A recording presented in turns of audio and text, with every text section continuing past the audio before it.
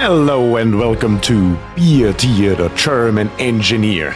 Yes, today we are finally back live, and this time not only on YouTube, but also on Twitch. For the first time ever. That is, of course, absolutely amazing. Gotta love it. Gotta love it. Let me check out that everything works the way it should.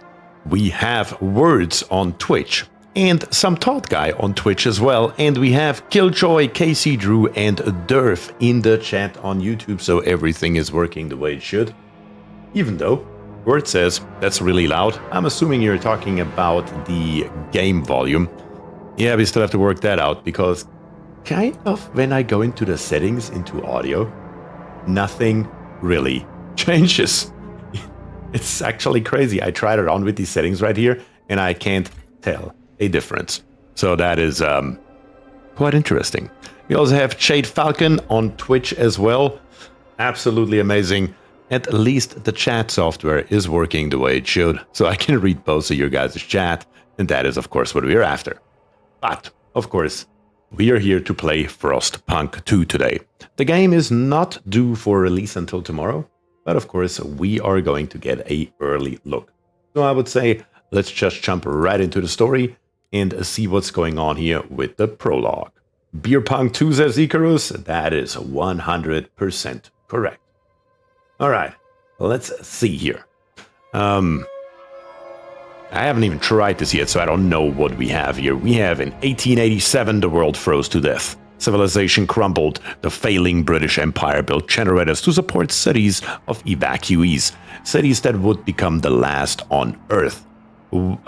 Whether huddled by a generator or out in the open frostland, those that survived were shaped by the ordeal. 30 years later, all became very different people. And apparently we do have a difficulty preset right here. We have citizen, officer, steward, and captain. We can just set everything, or we can do everything a little bit. I feel like the very low mode here is a little bit wimpy. Let's try an officer. How about that? Let's see what that does. I would say let's just jump right into it and see what happens here. Again, obviously I have only opened up the game really quickly to check out the in-game settings. And that's all I have done so far. Press any key to begin. That should be pretty easy. Can you hear us? Captain! Do you hear us? Okay. Nice video sequence. Not entirely sure if that's too quiet or not.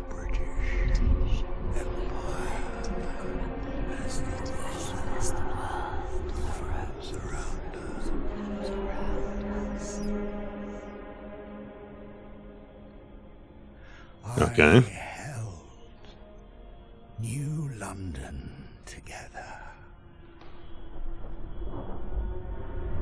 United. We survived 30 years of whiteout. 30 years, huh?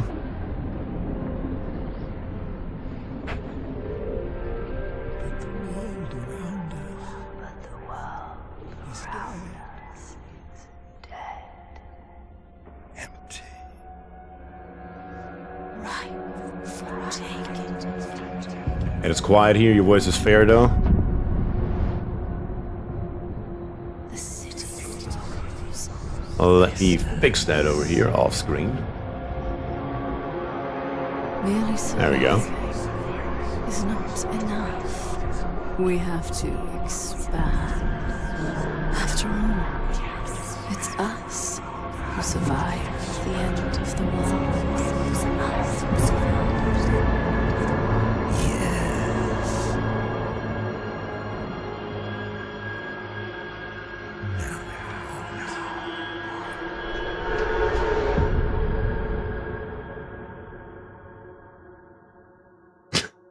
Killjoy is at the same time on Twitch and on YouTube, of course. All right. Okay. The prologue. The Wanderers. We have been roaming the frozen deserts for years. Many of us do not remember a world before the Great Frost. Now another whiteout is coming, and again we have reached the old machine. Again, we will rely on its furnace to provide heat through the storm. In the past, we always made sure there were enough supplies for the next whiteout, but our numbers have grown through the years. Providing for everyone is getting harder and harder. Alright, we must survive. Let's try it out.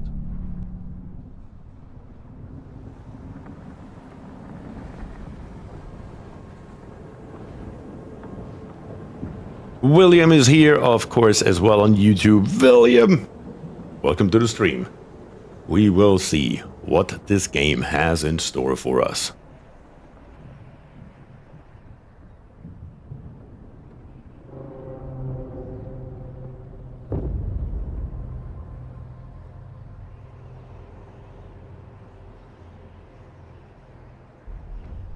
Alright, fight the cold.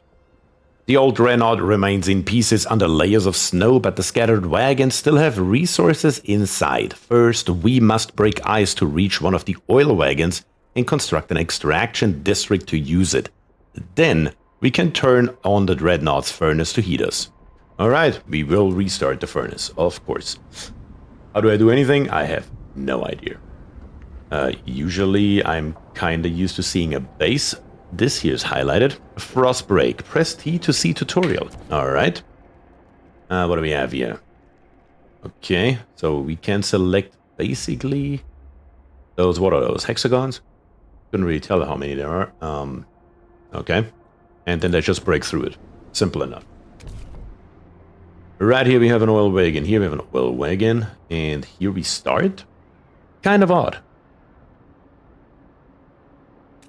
Ad break in the middle of beer stream? Yes. So the rules are on Twitch as follows, in case you guys don't know.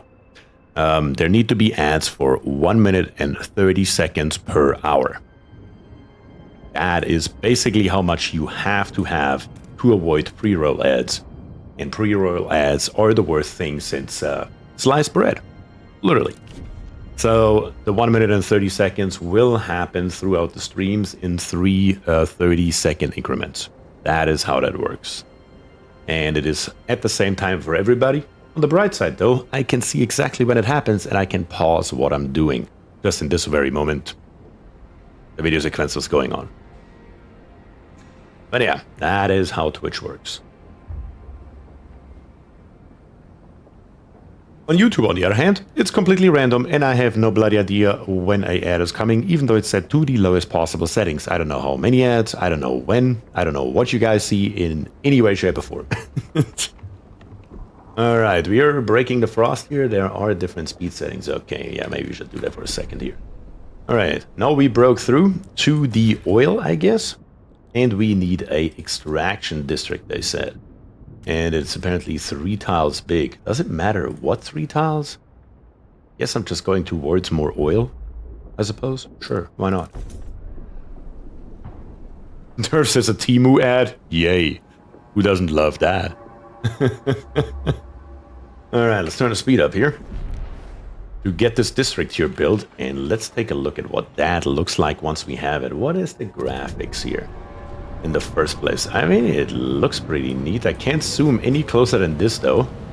I feel like in Frostpunk 1 we could go closer. Either way, though, let's click on this button right here. Oil. As the thick black liquid oozes through the pipes, our people rejoice, of course. The carcass of this old machine is a testament to the hardships that made us, but more importantly, it's our haven in the storm. It has swallowed us to weather many whiteouts, and it will do so again. We have oil, we can turn on the furnace.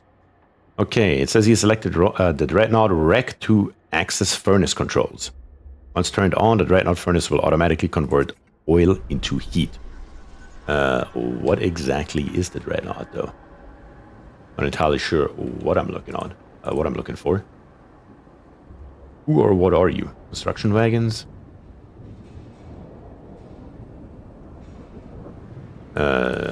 Right there. Okay, perfect. So now we can turn on this generator right here, and it does generate heat. Very nice. Provide basic infrastructure. Furnace is on. We have enough oil to cover current needs. But the cold will still affect our people until we have proper shelter. Housing will be best to protect us from cold if built in close proximity to other housing or the furnace itself. So housing eats housing. So I searched for BierTier on Twitch. The first entry is BierTier. So funny story here in the middle. Turns out when I made my account, and that was already years ago, somebody already took the name BierTier, and now I'm stuck with BierTier Life. It is what it is. Either way though, however, we'll need prefabricated parts for construction. We brought some with us. The rest we need to extract from the wagon wreckages. Okay, so we need prefabs. Okay, Frostpunk to a construction wagon and build an extraction district on prefabs right here. That should be simple enough. Let's Frostbreak a rather nice large area here. For a second district, I assume. That should be fine. We need 2 housing districts. Alright, let's make that happen. Housing districts, we could just build right here. I'm pretty sure that's what it's intended for. Let's see if we do something like this here. That gives us the plus 20 heat it is asking for in the bottom, so that's a good thing probably. And if we build another one, we can't yet. Not enough tiles to finish the district, so we need to ice break a little bit more in that area. And optional, place the housing district next to each other or the furnace to reduce heat demand. Alright, perfect. Neri says Frostpunk was amazing. I'm sure this will also be. I don't know. I hope so. I mean, I really liked Frostpunk 1. I do remember there was this really nice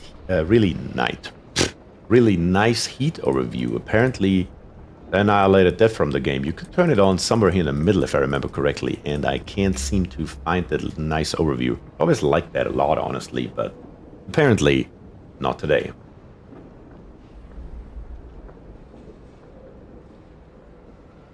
Yes. Also, Pygon, I just see you just followed. Thank you very much for the follow. Truly appreciate that.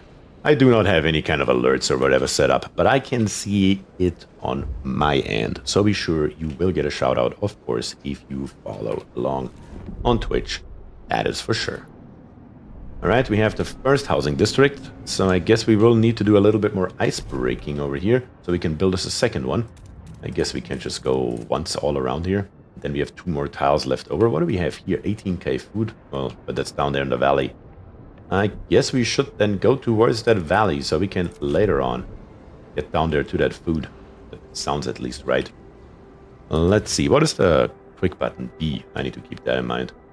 So we can build another extraction district right here. Only 3 tiles. Alright then. Plop it in there and let's get us some prefabs. Let's take a look at what we have going on top right here, because I honestly don't know. We have a population here, general, greatly decreased due to cold. Makes sense. Our workforce is 1250. 700 are employed. Okay. And 1950s overall, so 1250 are actually available. These are scraps from population. Okay. We have prefabs right here. Over here we have shelter, we have food, and we have materials. And right here we have heat, available is 60. And right here we have 30 available oil. Alright, so those are apparently our resources that we're working with. And over here on the top right, we do have our thermometer that also, of course, works with the temperature. It tells us when it gets colder or hotter, or if we have a whiteout, which apparently we have one coming up. So the temperature is going to drop twice. And then we have a whiteout. Temperature will drop by 60 degrees Celsius. Oh, that sounds scary as hell. Let's see. Now we can probably build our second housing district with B. Again, gotta remember those. Let's see if we just build it onto the other one. And a little bit out here maybe. One more right there. Sure. That should give us our second mission here fulfilled. Let's turn up the speed. Doesn't look like we can do a lot else right now. Due to cold, some of our people have frozen to death. Well, that happens. What can you do? What can you actually do about that? We have established some heat and shelter for our people. We must now turn our attention to the incoming whiteout. First, we must frostbreak 2 small patches of fertile soil suitable for growing food. Then we must store it in easily accessible depots. We must move quickly so no one starves. Sounds reasonable. I wish I could just see the resources at all times. That would make my life a hell of a lot easier, but I guess you can't win them all. Down here on the bottom, across and over here is the only food. We have no food over here, so I guess let's keep on ice breaking or frost breaking, what it's called, all the way down here and get us this fertile soil in on the bottom. That probably makes the most sense. Turn up the speed so I go a little bit faster here. We have a little bit of squalor going on. Let's see. Against the elements. Each day the wind grows fiercer. Relentlessly it beats against our buildings, weakening our structures gust by gust. Without raw materials to repair the damage, our districts will deteriorate. The more we build, the more materials we will need. This is the world we know. Sounds right? Sounds definitely right. Provide more materials to reduce squalor before it harms our people. Sure. We will most likely gather more eventually, so that is an easy promise to make. William says, by the way, Bier, have you taken a look at the new game Core Keeper yet? Yes, I have. It's also on my list of games to play eventually. As a matter of fact, I plan to play it today until I realized that Frostpunk 2 came out. So here we are. Frostpunk 2 has priority for me because I just love the first one. So I figured we would give this here a shot first. Turn up the speed once again. There we go. A little bit faster. Build an extraction district on a maintenance wagon. Where do we have a maintenance wagon? Is that one? It's an oil wagon. Don't see a maintenance wagon around here anywhere. You have oil? Down here we have more oil. The construction wagons just showed up. So we actually need to make our way all the way over there. So I guess we can immediately start frost breaking. Does that cost anything? Yes, 300 workforce and 30 scraps. Well, definitely have those available, so that's fine. Let's make our way through here. Grab us the fertile soil on the way. Having a second one definitely shouldn't hurt, I would assume. And there we go. We have our food district in. I play Core Keeper for almost 50 hours now. This game is addictive. That's good to hear. I know that Words plays it. And Words says I've been playing Core Keeper since it's released. And indeed, a few times in early access. Apparently, it's a good game. I mean, that's what I'm hearing. I haven't seen it, but that's what I'm hearing. We secured our immediate survival. Now we have to stockpile as much food as we can before the whiteout forces us to take shelter. To do that, we need to produce more food than our current demand. Yes. So we are currently producing 13 less than our current demand. Thankfully, we are already frost breaking, so we can build us another district over here. Let's build us another food district right away. 3 tiles, perfect. And then let's frost break our way over here to this maintenance wagon to get some materials in as well. Let's do something like this here, maybe.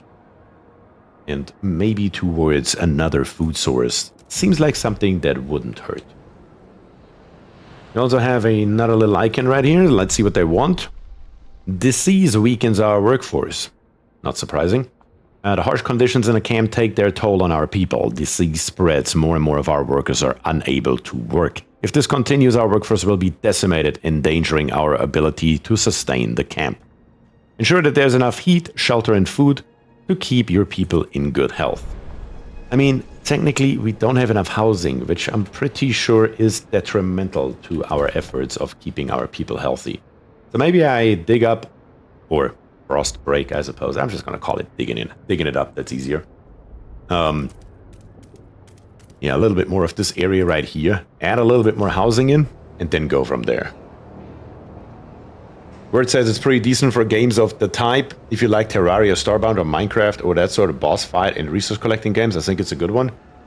Well, I'm not really a Minecraft fan, but it's not because it's not that I hate Minecraft. It's just not a game that I considered really ever playing. I just don't like... I don't know. I can't even put my finger on it what exactly I don't like. Let me be very honest. It's very, very difficult to pinpoint what exactly I don't like about the game. I just know that I don't necessarily like it. Alright. Our next frost break here is done, which is a good thing. We can probably frost break a little bit further through here. We do have our maintenance wagon right here, but let's make our way over here to the food as well. And from the food on, maybe, yeah, let's see, maybe take the rest of our tiles and make our way over here to this second wagon here as well. So far, this game plays very, very different than Frostpunk 1. I don't like the Minecraft aesthetic very much. That's basically where I'm at too. Words. That's where I'm too. I keep trying those games since a lot of friends enjoy it, but I just can't find the same enjoyment. Like I said, I have tried it before, but I just couldn't get into it. It's just not a game that I truly enjoy, which is why you will never see me streaming Minecraft. Because if I stream a game, I will actually have to enjoy it, or at least have the prospect of enjoying it, if I don't know the game already. Kind of like Frostpunk 2, which I don't know yet if it's good, but we will see. I like the first one, so I have high hopes, but you never know. What about Stardew? Stardew Valley? Stardew Valley. I have never really played Stardew Valley. I think there was an exploit once to get your Steam level up, and I used it for that, but that was about it. What do we have here?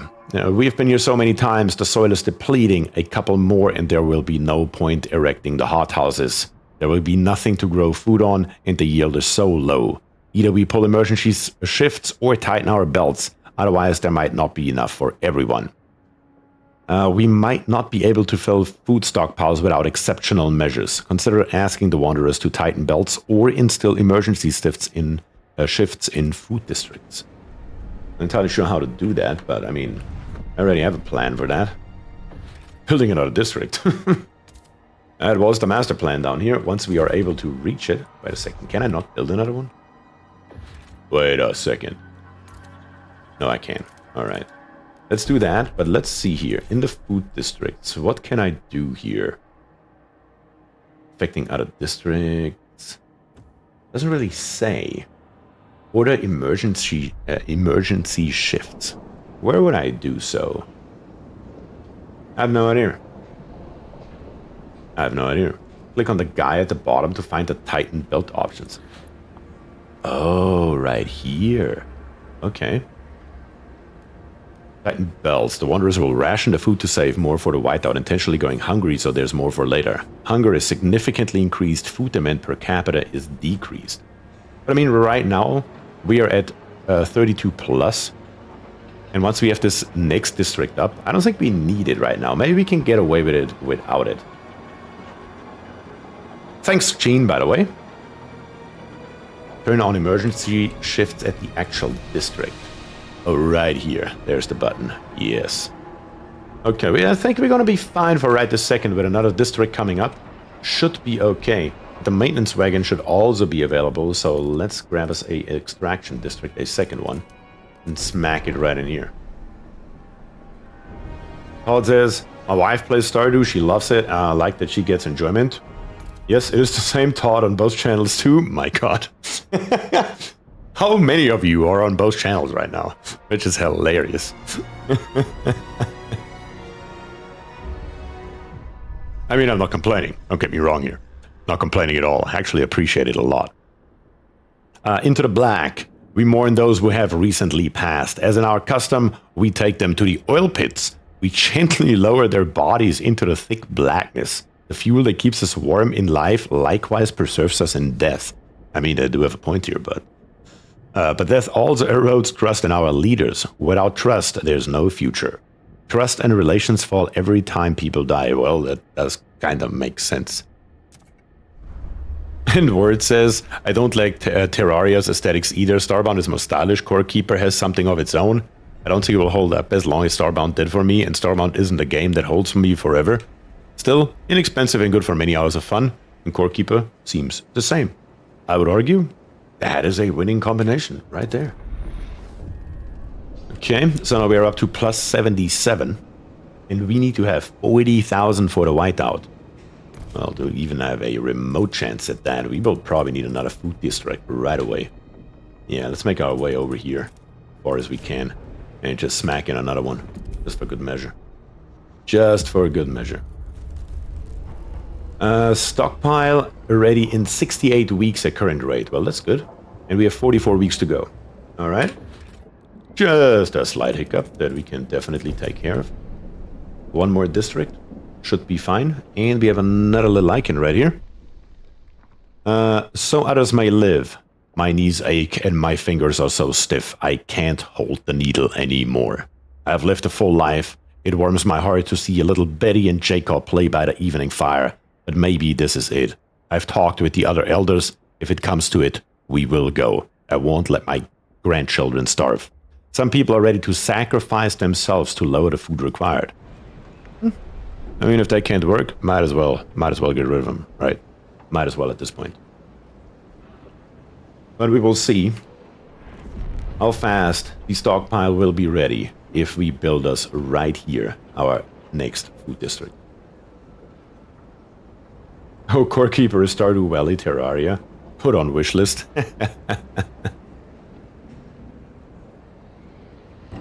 Let's see. A mysterious symbol. One of our Frostbreaking crew uncovered the frozen remains of a man in a tattered uniform. His shoulder's patch reads New London Scouts, 3rd Platoon, and he bears an obscure insignia. Some of our elders claim it belongs to a military organization, while others argue it has a religious significance. Maybe you have heard of this New London before and can settle their debate. I mean, New London is a city of discipline, or New London is a city of devotion.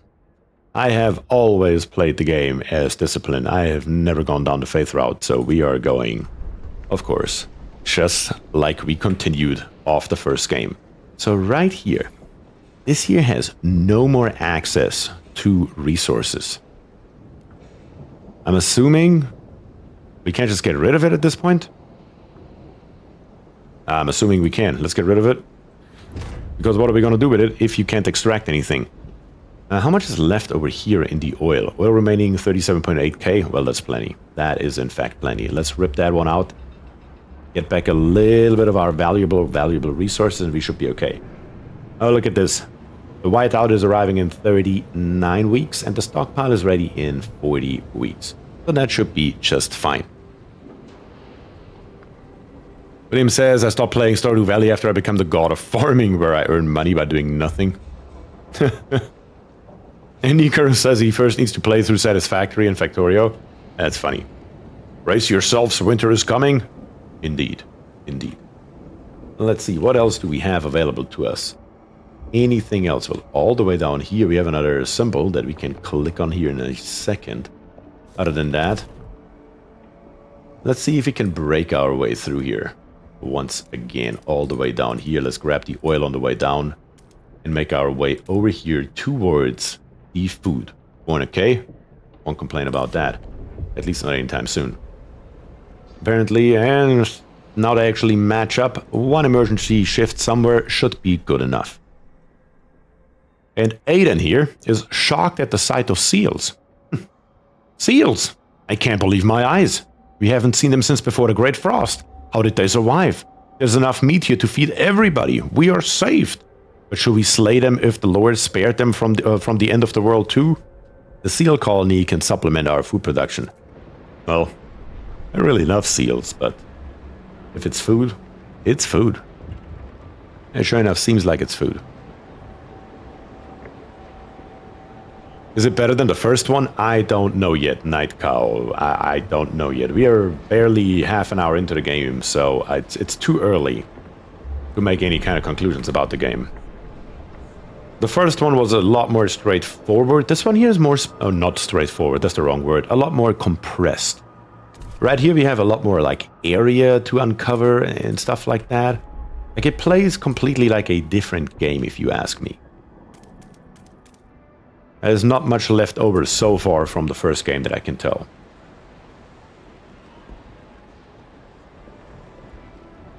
It's very different than the first one, I agree. I finished a campaign yesterday. Wait. How many hours did you put into this bad boy, Gene? Holy cow. Let's see what they want over here. Food depots. Preserving food for the whiteout. Our stores are almost full of food, but we still need more for the whiteout. We need secure depots. Keep saying that word wrong. That can house our rations during the months of the whiteout. Okay, all right. I have at least one food stockpile, which I can't have. Needs 100 workforce, and we only have 67. That is an actual problem right now. So we are running low on workforce.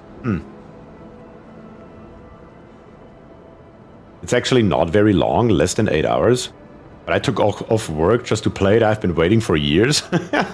Well, that's amazing. Did you enjoy it? Let me ask that. It's a hoax says campaign isn't very long. I found it a bit lacking, but Utopia mode keeps me going for DLCs. Okay. Alright. What do they want over here? Our people are freezing. Our workers in Frostbreaking crews have begun to suffer casualties from exposure. They're asking us to provide more heating before the cold takes a further toll. We know we need to bring in as much food as possible before the whiteout, one elder said. But we can't just let people freeze in the meantime. I mean, we can, and we probably will, but that's beside the point. Extracting enough oil will allow us to produce heat, while building enough housing will protect our people from the cold. We will require both to keep people alive. Provide heat and shelter. We actually dug this here out earlier, but we don't have enough prefabs. Or do we? We do.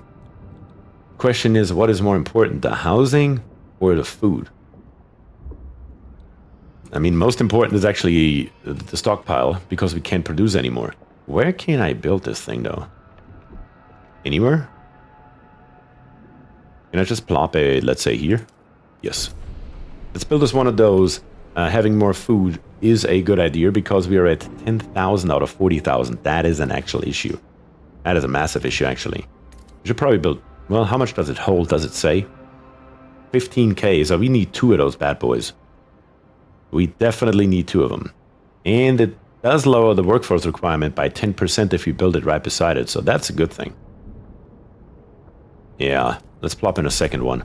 That gives us the 40,000 that we need. But we are probably going to be late now, because it did take me a second. It was pretty good, but definitely different. I like FP1 a lot better. Alright. I guess we will see. The whiteout draws near. People in the camp are getting tense. They worry we won't gather enough food in time. Our hunters blame us for ignoring the seal colony. We didn't ignore it. We couldn't build anything there, guys. I mean, how is that my fault now? But I guess, yeah. And claim they would have been able to provide enough food for everyone. It's too late for that now. Many elders have volunteered to walk into the Frostland rather than be burdened on our resources. Their sacrifice would significantly reduce the rations we need for the whiteout. What should we do? The whiteout will arrive in 31 weeks. We have currently stockpiled 10,000 out of 40,000 food. We can't slaughter the seals because we don't have a district down there. We can let our elders go. Our elders will die. This will not reduce our workforce. So what's the problem then? Food required to survive the whiteout will decrease greatly. Well, send them out then. Later, guys. If it doesn't decrease my workforce, I don't see a downside. Let's do it. There's no questions here. It's about pure survival. Bjorn is here. Bjorn, welcome to the stream, and thank you very much for joining. Truly appreciate it.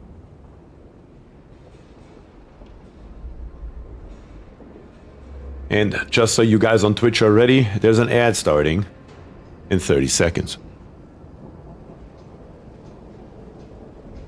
Just so you guys are pre-warned.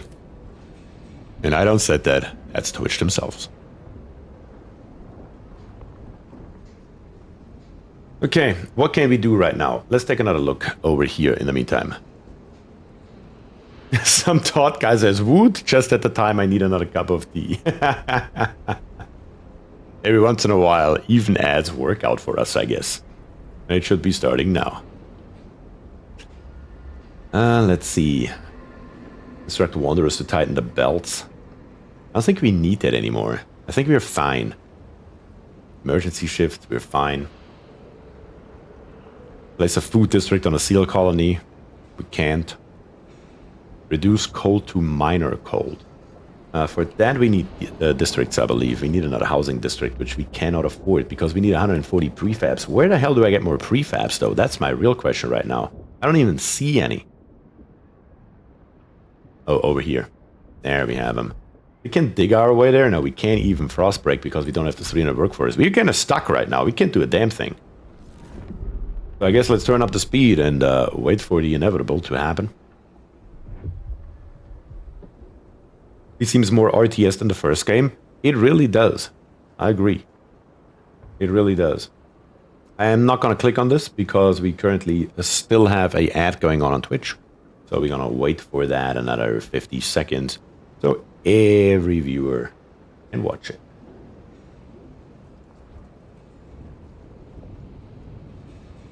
Oh, there was the ad word finishing. There you go. Like I said, on Twitch we need 1 minute and 30 seconds for every hour. That's the bare minimum I can set. So Twitch will turn off the pre-roll ads. And pre-roll ads are the death of every streamer everywhere, so that has to happen. Don't really have too much of a choice, to be very honest. Alright, another 10 seconds and we will see what they want from us now. We can turn the speed up a little bit in the meantime to get this time here down and watch our stockpile grow, which is always a good thing. Alright, ad is over. Let's see what they want. No more stories. Granny's gone for her long walk. She says, I'll see her again one day, but not for a long time. She told me lots of great stories, Granny did, about blue skies and sun so hot you could go out without clothes, about a thing called the sea, like a big tub of water, which Granny once sailed across on a wooden dreadnought to visit friends who spoke funny words, about how it got cold. Who will tell me the stories now? The elder sacrifice was greatly reduced. The elder sacrifice has greatly reduced the amount of food required for our survival. Well, sorry, Granny. You took one for the team. That's just how it goes. I can't help it. Every once in a while, you just have to take one for the team, I guess. Alright, what do you want over here? Lack of prefabs, no resources for further construction. That's very true. We don't have enough prefabricated components, making further construction impossible. There may be some prefabs left in one of the construction wagons. If not, we can try to salvage prefabs by demolishing one of the existing districts. Yeah, I know, but I can't really decommission anything right now. Because, what do we have? Actually, we do have 2 extraction districts. If I kill one of those, do we get enough prefabs back? I'm interested in what type of funny words Granny's friend spoke. That is a good question. That is a good question. 47 froze to death? That's an issue. If I get rid of this district right here, I get back 53 prefabs, okay? How much do I need to build another one? 70 prefabs and 150 workforce. How much workforce is bound into this thing? 150. So yeah, I can do that 1 for 1. Let's get rid of this one right here. I guess the wares are okay. We don't need 2 of those. And then let's see if we can make our way over here with a little bit of frost breaking. I'm assuming that we are getting these 300 workforce back once they're done. At least that would make sense in my head. I will guess American English. Food secured. We did it. We secured enough food to survive the incoming whiteout. Our workers will make some last-minute preparations before the storm arrives. We should try and keep our people warm for this time. We will survive. That's the plan, at least. That is, at the bare minimum, the plan, if nothing else. Yeah, it's gone, but I still don't have the workforce. That's the part that I didn't pay attention to. I don't have the workforce to either frostbreak or even build another district. Well, that sucks. I guess that didn't work out after all the way I wanted it to. I mean, we could get rid of one of those food districts here. Maybe. What are those 176 right there? Well, they're sick. Yeah, I don't know what to do about that, honestly. I actually have no idea. I'm kind of stuck right now without actually knowing what to do here. These resources here are nearly depleted. Well, that's actually a good thing, because that means I can rip you out. 4.5k right here. 6.1k right there. I guess we just wait for the whiteout and see what happens. I mean, there's not much else we can do right now. We can't build us anything at this moment until these here run completely out of food. So, let's turn up the speed and go from there. What are you complaining about? Slightly decreased efficiency? Why? Also right now, our heat is scarce, which is probably another problem. Probably another issue. I mean, there's only one way to find out exactly what's going to happen, right? In less than 1 week. Workers suffer from exposure. Cold remains a problem. The work teams are furious that you failed to address their concerns. Most are now suffering from frostbite. Yeah, I really wanted to keep my promise and build you another district, but what can you do? I guess the problem solved itself after all. Because enough died that we now have housing for everybody. Guess that's one way to do it. Survival through sacrifice. When a whiteout hit the camp, the Wanderers were ready. At least those who remained were. They huddled together while howling winds buffeted the rusted hull. With a colony of seals to hunt responsibly for years to come, the Wanderers feel confident about their future. No trace was ever found of those who volunteered to walk into the frost. Some say they walked straight across the snow through the gates of paradise. That is probably exactly what happened, as a matter of fact. The Wanderers emerged shaken but determined to continue their journey. They pray for the day the whiteouts stop. The storms are fewer and further between. Maybe one day their prayers will be answered. We survived. Which gives us an achievement. Nice. We survived the end of the world. Did Granny see Santa? That's a good question, William. That is a good question, William. But yes, now what? It's a good question. Did we just win the game? It's over? The campaign is done? I hope not.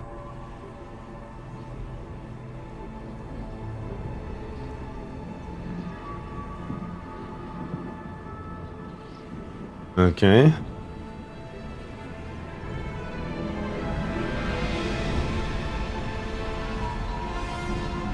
Another game just started. Oh yeah, I forgot that was the prologue.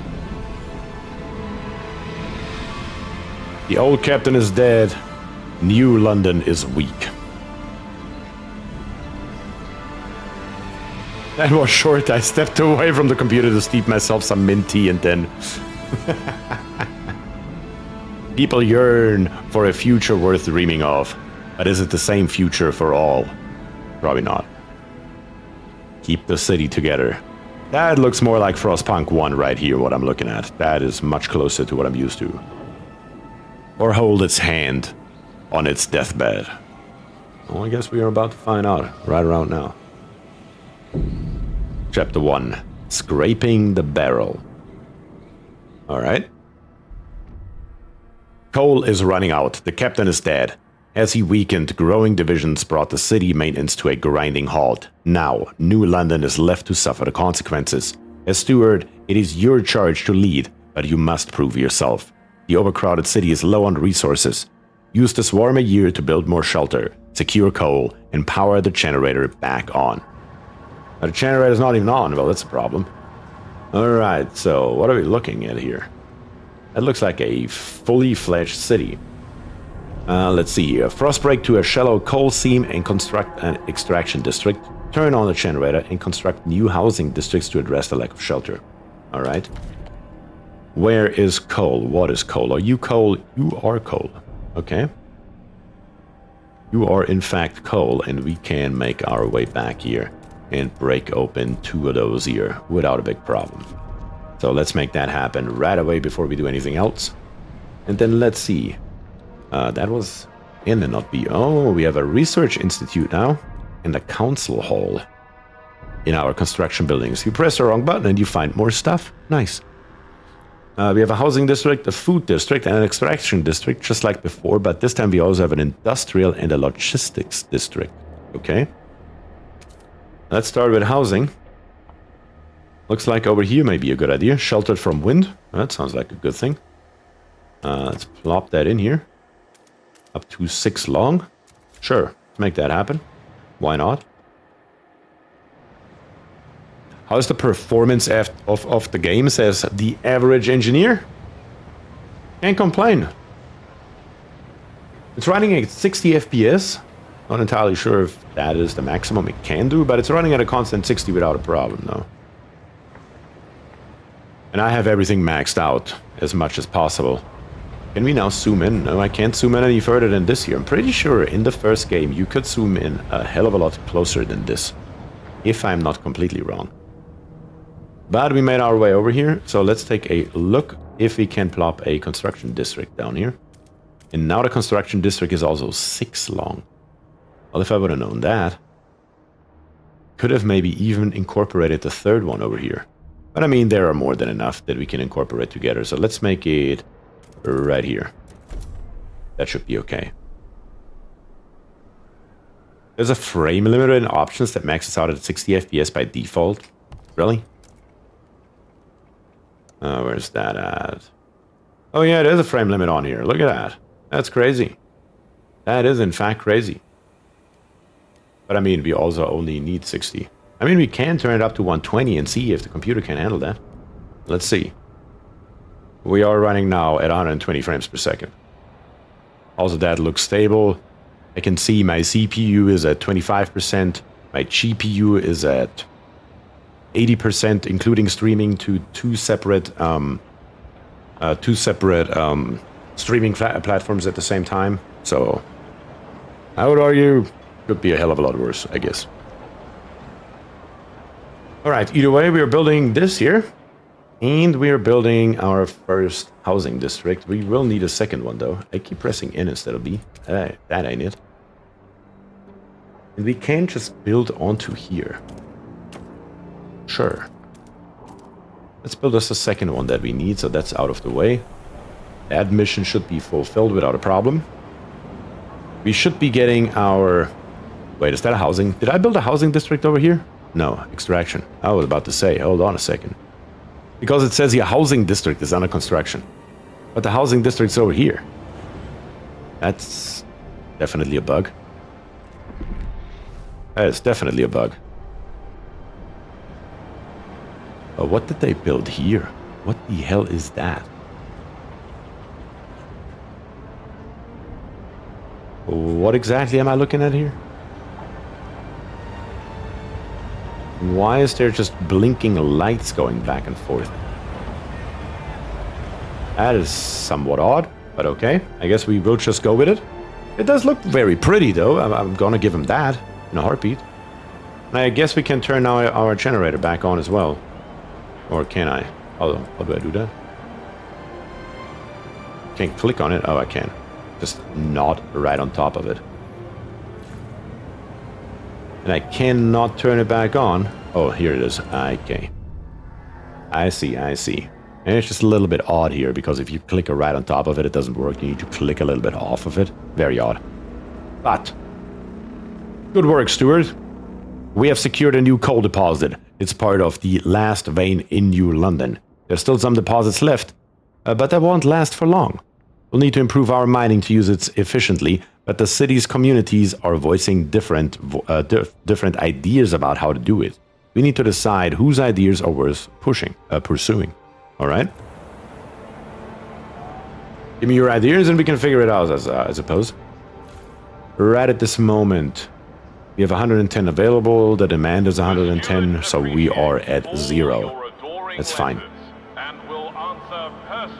Tension is severe. Extremely increased by shelter scarcity. Oh yeah, I see that. It says here, expand an existing housing district. We can press the expand button, but we can't expand this one, can we? No, we can. Alright, let's expand this one. That's only one of them. Build a research institute. Alright, let's do that. Where do I do that? Can't really tell. Not entirely sure. Some talk guy says road. It could be a road. It could also be rails. It's really hard to tell what I'm looking at here, Todd. Not gonna lie. And even if they're... Yeah, look at this. Okay, yeah. You have something moving along here that just disappeared. What the hell is this? There was just something moving that then just completely disappeared into nothingness.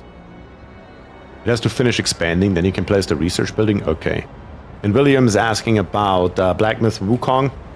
I hear you need a top-notch PC. I don't know what the low-end requirements are. I've played it. It's a fun game. But... I mean, the graphics are pretty damn decent in that game. Not gonna lie about it either. Alright, the expansion has finished and the research institute now fits right there. Alright, slap it in, see what happens. That works. The generator wakes. A child is born. People get around the generator tower as it wakes with a thundering shudder and bestows heat on us yet again. This is the heart of the city, our last line of defense against the cold, our first hope for a future. Any future. Stewart, there's a couple who says their first child, a daughter, was born at the exact moment the generator sprang to life again. They called her Lily May. They asked that you bless her. You gave us hope back. Thanks to you, our child may yet have a future ahead of her. People are hopeful. There's a future for them after all. Very well, Lily May. Sure. Have my blessing for all I care. Fine with me. Won't hear me complaining. Research a new idea for new coal mines. Construction a newly researched building in the extraction district. So, okay. Let's follow along, and this is basically the tutorial, is my understanding. So, let's not veer off the beaten path. Because they probably gave us just enough resources to finish this here in the tutorial stages, I would assume. Let's turn up the speed. If another child is born, I'll name him Jesus. You do that. You do that, William. Let's see what I want now. Different ideas, communities of New London. A small crowd gathers outside of the new research institute, arguing about how to exploit the last coal veins. The stalwarts and New Londoners want us to lean on machine-powered mining, but the Frostlanders would have us pursue a more frugal solution. They would never display such discord under the captain's rule. You have to choose who to entrust with developing their idea. The communities of New London have different perspectives. You may not be able to please everyone. That's how it usually works. Show me our options. Sure. This will make... I'll make my decision now. This will open the idea tree. The idea tree. I like it. We need new ideas to move forward. However, different communities may propose diverging answers to the same issue. They will only pursue solutions that align with their worldview. Choosing a community to develop an idea will improve your relations with that community. Okay. Down here, the coal mines. What do we have available? The Frostlanders say dust coal mining, which has 400 workforce requirement. It gives us 150 coal. The seas slightly increased, 20 material demand. All right. The New Londoners want to go for blasting coal mines. With 300 workforce, 180 output, squalor is increased, and 60 materials demand. And then we have the New Londoners, who both want to go for blasting coal mining. Only the Frostlanders want to go with dust coal mining. I mean, pleasing 2 instead of 1, probably a good idea. The main difference is the output is a little bit higher, the workforce is lower, but the materials demand is drastically increased. And I don't know how much materials we have, but I think this is the better idea right here. So let's go with it. That's very, very nice. And we have Killjoy, who just subscribed at tier 1 on Twitch, which is absolutely amazing. Thank you very much, Killjoy. Truly, truly appreciate that. You are the second subscriber to the Twitch channel after Magenta, who is a moderator. I wonder how big the main base can get. It seems like a massive area. I have no idea what blasting coal mine is. Well, probably use something like dynamite to blast shit out of the way, I would assume. That would be my assumption. Can't really be sure, but that's what it sounds like. But okay, let's let them research it. We're at 18%. Let's turn up the speed. See what happens. The temperature is about to drop a little bit right here. But let's get this here done so we can get through this. Coal left around New London. 627. All right. Speed slowed down because we have another idea here. Or another... whatever that's called. Another comment, I suppose. I don't know. Abe Byron, 55, is a drill sergeant. That's nice. It's good to have you back, old chap. It was a terrible fright to have you switched off. You're more than just a heat source to us, you know. To us, you're a symbol of what we should be. Unbending, unyielding fortitude. May we all stand so bold against the frost. The generator is revered and respected by the stalwarts. I mean, if that's the one thing that keeps me alive, I will probably revere it as well. Let's be very realistic here. 67%. Gonna speed back up. Come on, get it done. So we can check out this upgrade for our coal mines. Alright, it's done. How do I build it? Not in here. Aha, right here. Extraction. A blasting coal mine. Operation using explosive drilling to rapidly exploit coal deposits generating noxious fumes. Sure. Let's plop one of those bad boys in there. But we do need more materials then. Do we have any? These are prefabs, right? Yes. Materials are all the way over here. A lot of fertile soil around here. We should probably also go for food and stuff, but it's actually highly surprising that it doesn't tell me that, because why wouldn't it? Yeah. Either way, though. Let's build this here and see what the next tutorial says. Please give the right of way. Alright, the place to settle differences with the new mine. The impending doom of depleting coal is postponed, yet differences between communities remain. The weakening captain wanted to establish a council to settle them. He didn't live to see it through. It falls to you, Stuart. The people of New London want a say in how it's run. The first decision, whether you should continue to lead the city. We need a council. That's right. Let's build us a council hall. Where are you at, council hall? There you are. And there you go. Very good. And it's almost done. At least we have a speed option, which is very nice. The council gathers for the first time. Sure, let's make that happen. Anticipation fills the air as the council opens. The captain ruled with a firm hand for years, but those times died with him. Now the communities of the city want their say. Wait a second. Why can't I not just be the one-all be-all here? That sucks. Well, yes, what can you do? The stalwarts maintained order on behalf of the captain and adhered to what they claim was its vision for New London: progress, merit, and reason. The New Londoners and Frostlanders clash over our survival strategy, though neither has a firm stance on economic or social issues, of course. Then there are those who view the stalwarts with contempt for their role in New London's history, but they keep to the shadows, for now. Based on your handling of the coal crisis, the first decision is whether you should maintain your role as steward. Well, I hope so. Let's see.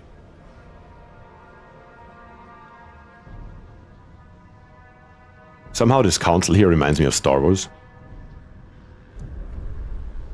Alright, the council. When you return to the council in the future, you will be able to propose new laws to vote upon. But for now, a special vote needs to happen. The communities of New London have to accept you as their leader. Be careful. If you fail, this will be the end of your rule. I see.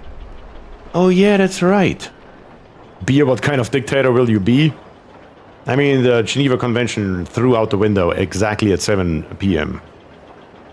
That's right, the game has some kind of Twitch integration. I have not the slightest idea how this works. I was Don't know if I turned it on. I connected Twitch to the game, but apparently it's doing something. So I guess if I click on here, you guys tell me if something happens on your end or not.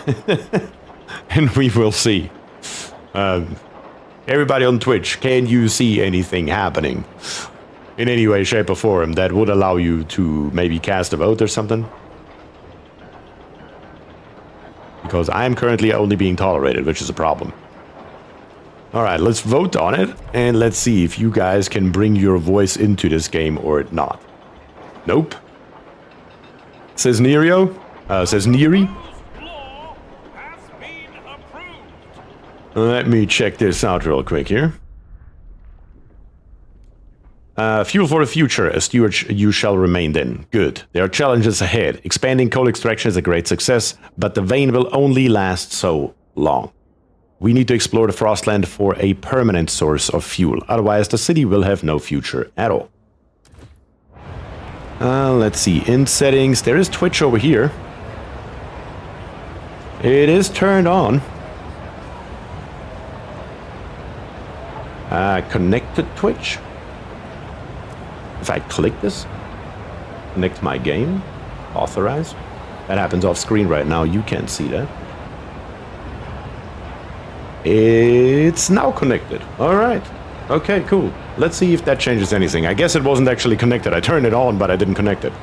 I guess we will see if in the next vote something will be different. If not, I guess I'll have to figure that out. Hey, it's my first time streaming on Twitch. I'm sure you guys will be giving me a little bit of leeway with this completely, at least to me, new stuff here. All right, build a logistics district on an old way station. Where would that be? And find a permanent fuel source. Okay, logistics station. If I go in here and find me a logistics district. That is not what I meant to do, I guess. No, that's not what I wanted to do at all. I wanted to build a logistics district. All the way over here or what? Are you crazy? That is a lot of frost breaking we have to do. It tells me also here the hovering over it is not working exactly the way it's supposed to, I guess. Resource Frostland teams. But the resources everywhere the same.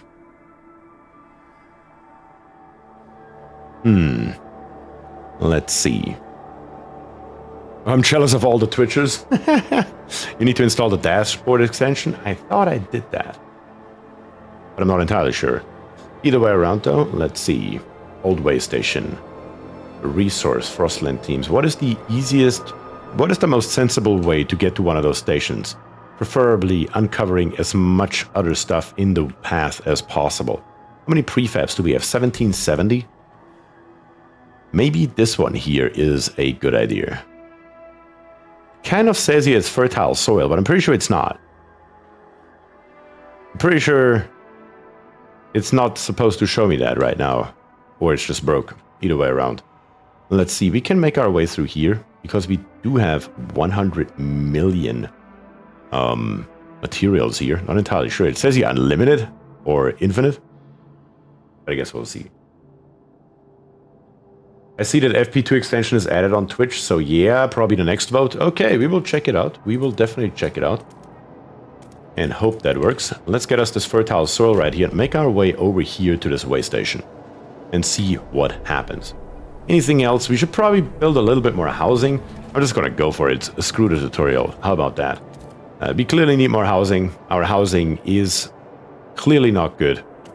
Last time around, that almost broke our necks. This time around, I'm hoping to avoid that. So let's plop in another housing district right here. And maybe while we are at it, also expand this one over here, because this one is not yet expanded. Another expansion, let's add it on here. And let's go from there. Alright. There we go. So far, so good. Let's keep on making our path slowly but steadily through here. Yeah, there we go. Can we make it all the way over? Yes, we can. Beautiful. If we get this here done, we should be able to build a logistics district and at the same time also solve our housing crisis. Which does, at least in theory, sound like a good idea.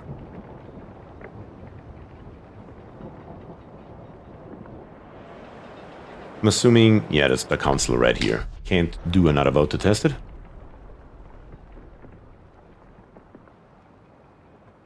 King Nick just followed on Twitch. Thank you very much for that. Truly appreciate the follow. And Durf says, gotta go trying to get the Wii one to sleep. Hey, Durf, absolutely. I appreciate it that you stopped by. And I hope you have a wonderful rest of your night. And maybe see you on Saturday. And Sir Comes-A-Lot also just followed. Yeah. Welcome, Sir Comes-A-Lot. Beautiful. I forgot about the beautiful usernames on Twitch. Logistics district. Let's plop one in, as was asked of us. Might as well. Bring it all the way down. And let's see what that does.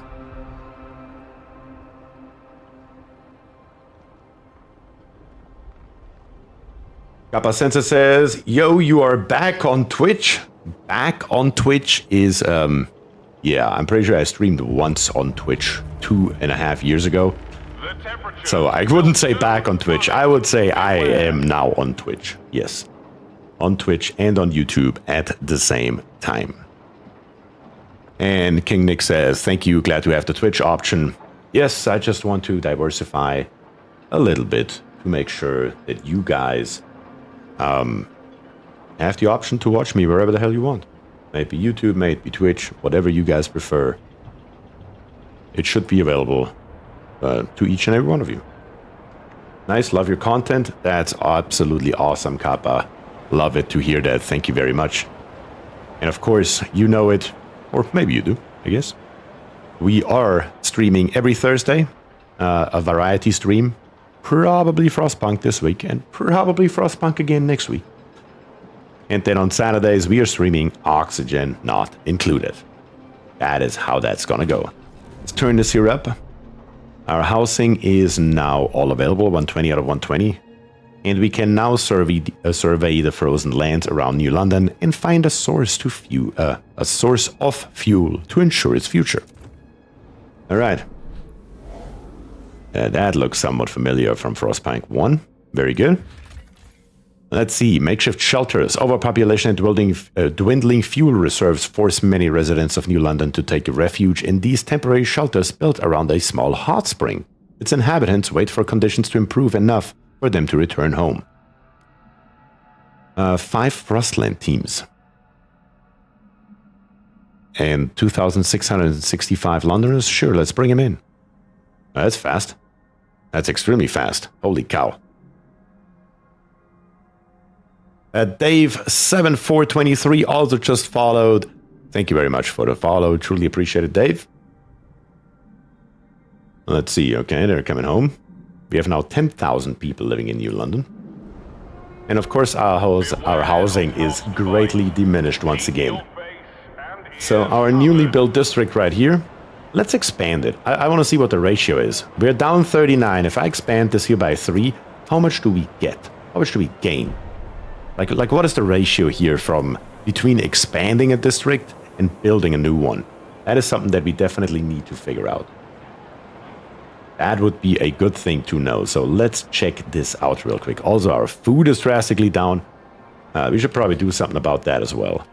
Apparently, that was enough tutorial in the beginning. And it just says, well, screw it. You should know that you're running out of food. Get your shit together and make sure we have enough of it. And let's build us a food district over here, right beside our housing district. It seems like a great idea.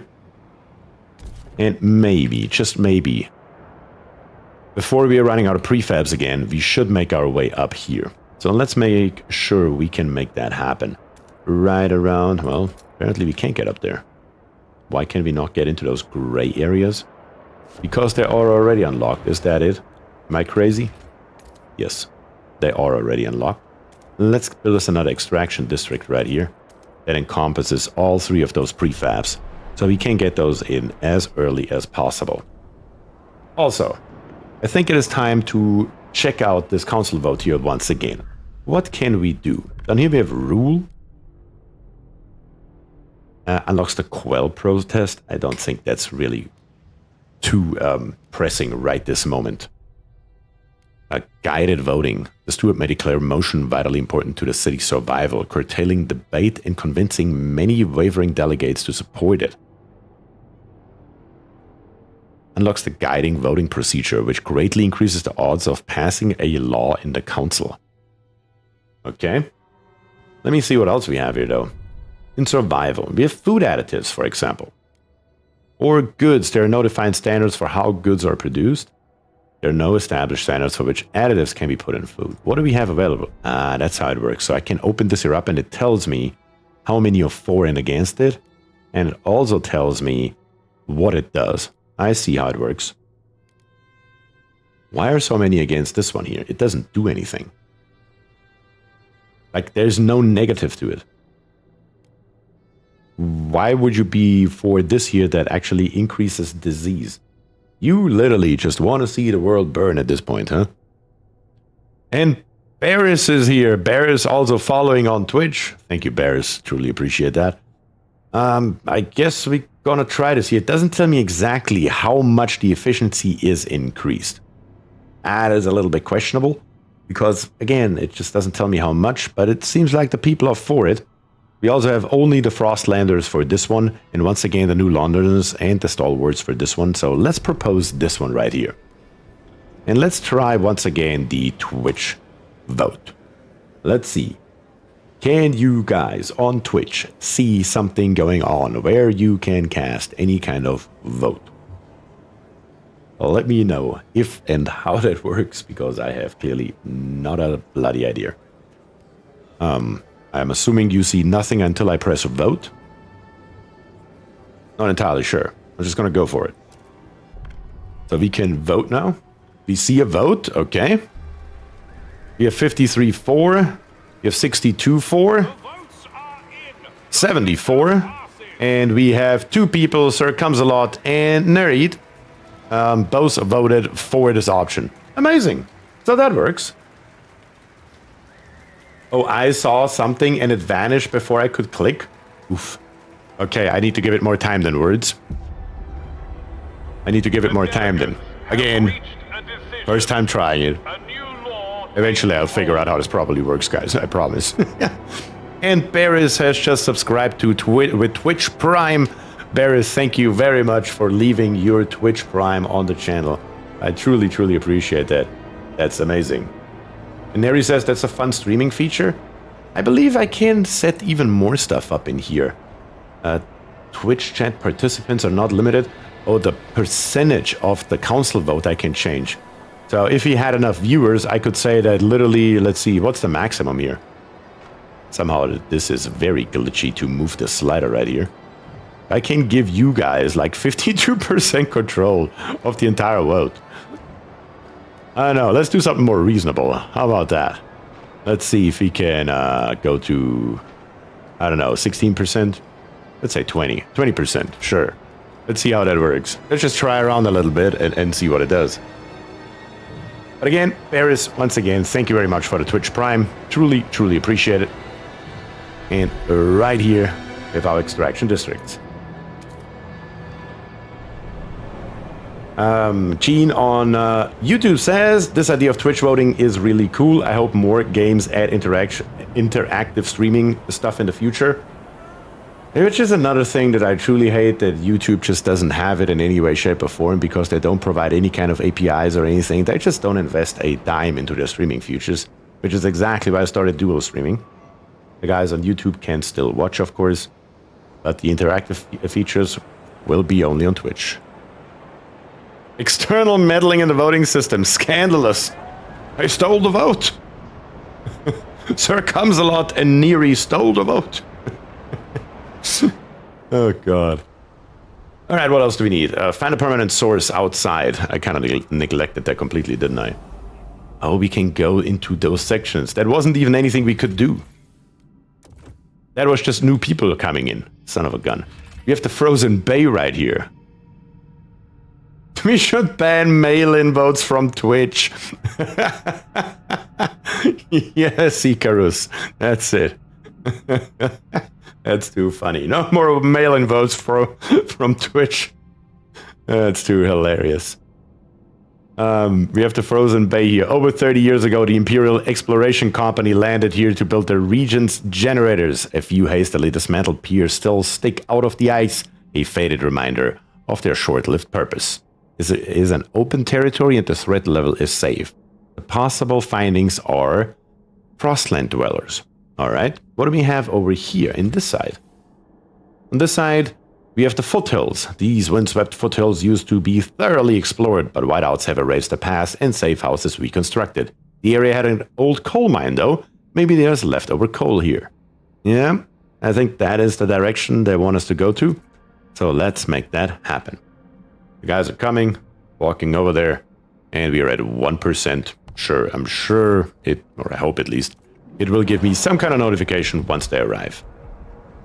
Prefabs, we are getting plus 15. Heat stamps, we are getting plus 13. The shelter went from negative 39 to negative 34. So the extension gave us 5. That's good to know. Let's build us more housing though. Definitely needed. We also need more food and definitely more materials. That has to happen. We don't really have a choice here. We can probably squeeze another one right in here from the looks of it. Yeah, why not? Squeeze another housing district into this area right here. I have no idea how big this space here is and what else exactly is going on, so I'd rather keep it a little bit together here in regards to you know, how much space I'm using up. We have Sue Miller here, who is 12. Nice. Cindy's pa went and got her a governess, like she's gonna be a duchess or something. Not on our watch. We roughed up the little bitch, all right. Ferguson's boys learned this too. If they're trying to wife us again tonight, we'll pull razors and say we'll cut out their eyes. It'll be good fun. What the hell is going on in my city? But what we want is a proper rumble. Short blades only. Come on, who wants to play? Something ain't right with these kids nowadays, I'm telling you. These kids nowadays, something's questionable. The lack of law regulating childhood is causing tension to rise throughout the city. Well, send them to the mines. How about that? If in doubt, send them to the mines. Wife us? Yeah. Yeah. Very questionable, Icarus, I agree. Very, very questionable. Let's get this construction over with. And, oh, actually, the console is back on. Society. Childhood. What do we have here? We have the family apprenticeship. All children must work alongside one of their relatives so that they learn their trade and continue the family tradition. Percentage of active workers is increased. Like I said, send them to the mines. Down here on the bottom, we have mandatory school. To guarantee that all children have the skills and knowledge needed in the city, we will establish a mandatory school program supported by the city. Research speed is slightly increased. And Heatstem's income per capita is slightly decreased. William Lai says, send them to see Granny. And Icarus says, no, William, no. That's hilarious. That is hilarious. What do we have here? We have 418 and against 18. We have 427 and against 9. I don't know. Should we send him to school? Or should we send him to the apprenticeship here? That is really the big question. It seems like that the stalwarts are for the school system, though. Maybe a little bit of school wouldn't hurt, since whatever I just had to read right there was barely English. So I think we're going to go for the mandatory school, and also make the stalwarts happy. So let's propose this law. I'm going to recruit the Viewers' Council. And unfortunately, it doesn't tell me anywhere if people are voting, how many are voting, none of that. So the question that I have for you guys, vote participants right here. So 2 people have voted. There we go. 3 people have voted. If you want to make your voice heard in the city council of New Beerland, and I just came up with that, vote now on Twitch. And I will give it another, let's say, 5 seconds. 4, 3, 2, 1. And let's make the vote happen.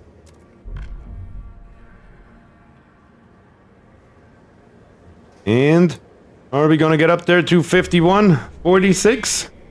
No. We did not make it. The law has been rejected. 46 were for. But it also doesn't show me any viewer votes. Why is that, I wonder? That is very odd, because I clearly saw 3 vote participants, but it didn't show me any of them. I guess there are still some open questions about how the system works. Let's see. The stockpiles of food the captain has gathered have run out. After so many years, our resources in the pit are growing barren. Current output will satisfy some of the demand, but problems will mount over time. So we definitely need more food. It said 2 voted for, and I must be blind, which is a very, very high likelihood. Alright. Let's see. Food. We definitely need food, there's no question.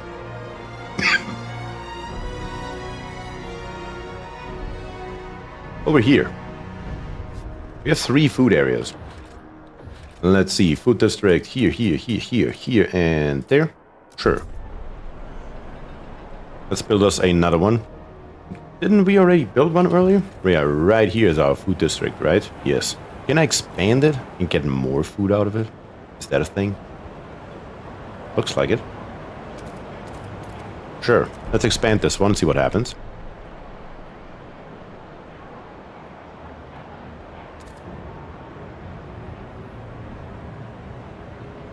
And we have Tino WG, who also subscribed to a Twitch Prime. Thank you very much, Tino, for your sub to the channel with your Twitch Prime. I truly, truly appreciate that. Definitely, definitely helpful. Thank you. Tried to vote for it, but didn't see my name there. I didn't see anything there. I did select an option, but there doesn't seem to be any visual feedback to show that we voted. I mean, yeah, the game officially releases, or it doesn't release until tomorrow, so I wouldn't be surprised if there are any bugs or whatever. Wouldn't be surprised at all. But the city grows. Stewart, a new count, has revealed significant growth in our population in recent weeks. Some attribute the rise to an influx of settlers from the Frostland. Well, surprise, surprise. Others to birth outnumbering death. Whatever the cause, we have adjusted our calculations of the city's needs to reflect the new number. 1,599 more people live in the city. We are growing, which is a good thing, but also our demand goes up for basically everything. We just built another housing district, and we are again at -38, which is nuts. How big do we have to build this here? I need to frost break some stuff here. How about we frost break into this area right here? So we can plop in another housing district. And William says need to get food, getting breakfast. When I clicked I, it slightly went a little brighter. Okay.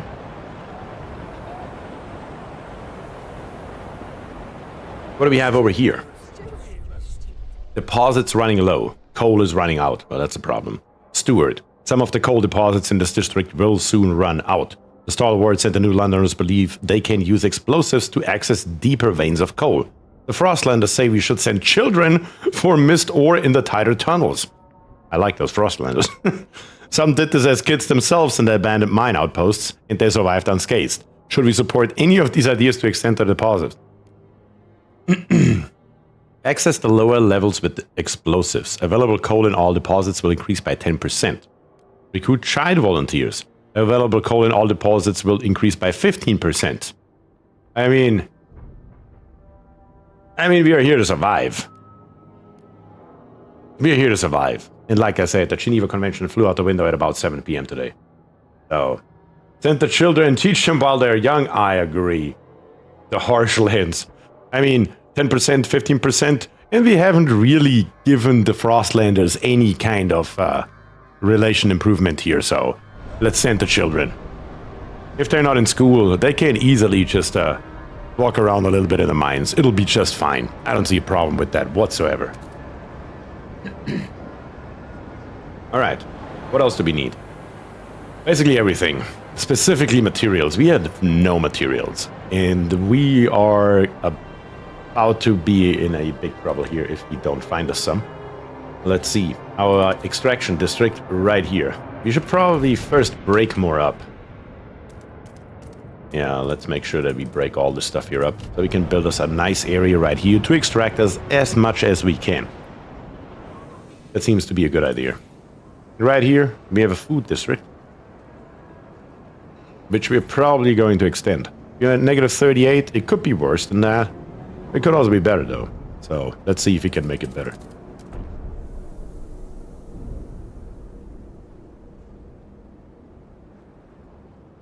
Okay, over here, what are you guys doing? 67% of the way there?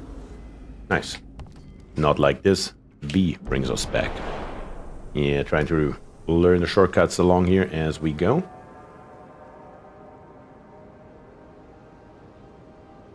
Let's turn up the speed. We can frost break a little bit faster. And let's grab us another extraction district and see if we can grab each and every one of those right here. Looks great to me. Perfect. Perfect. And let's get us in some materials, because we are definitely running low. Definitely running low. Anything else that we can take care of right away? We have plenty of workforce. We are running a little bit low on prefabs, though. I'm slightly worried about it. We are only getting 15 per week. That is not really a hell of a lot. Do we have any more prefabs anywhere? I don't really see any. Over here. That's materials, actually. Those are prefabs, aren't they? Yes, they are. Abandoned ruins. Let's dig our way over there and grab those. Also, we need to uncover this coal mine right here, because if we are running low on coal, we will have a problem. We will have a massive problem. So we should probably get this here rather earlier than later, to be very honest. Especially since we are once again getting colder here in about a second, which is a problem. Food-wise, -25. Could be worse. Housings, -33, could also be worse.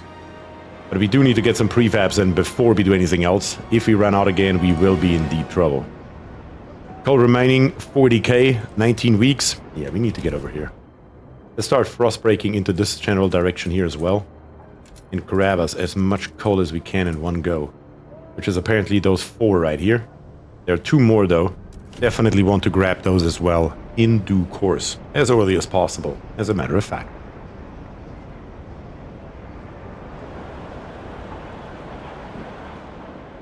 Alright. Very, very nice. Basically, most of our city is built on this side right here, which is food and housing, and all the construction and stuff is all on the other side, which makes perfect sense to me, honestly. That just happened to work out that way. We're at 100% here, so what can we do now? Nothing. Time to chart 5 more days. Alright, keep going. Well, now you got it. Cool. Let's see. The chat says secondary engine of a dreadnought. Under its hull, we found a core.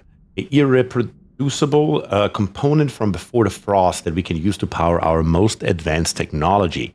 Fissures in ice suggest that Dreadnought traveled to the frozen bay a long time ago. We're getting 2 cores, and it costs us 5 Frostland teams. I just don't entirely know what that means, but let's do that. What do we have over here? This court-willing Frostland is back to New London. The last thing we need right now is more people. What do we have here? 300 prefabs. Using the mine will take fewer Frostland teams. I don't know how many I have. Where do I see that? I really don't understand this Frostland teams mechanic yet. Oh, up here on the top, I see it. Output is 15 from the logistics district, and currently we have 5 for a transport convoy that we have going on, so we have 10 left over. We can actually do all 3 of them, but do they replenish? Let's check out the tutorial real quick here. Frostland teams are recruited from citizens working in the logistics district. Building more logistics districts or buildings within those districts will increase the number of Frostland teams. The teams cannot be stockpiled and are only available when a district or building provide them is turned on. So I'm assuming they're not being consumed. They're just coming back when they're done. That is what my understanding here is. So in this case, we're going to take them and call it a day. Okay, what do we have here? Possible settlement. A mining complex once inhabited the children who over many years grew older and are now elder citizens of New London. We cleared some of the old structure for materials, but the shaft remains usable. An outpost here could increase our supply by 250 coal until its deposit of 448,000 coal is depleted. Okay.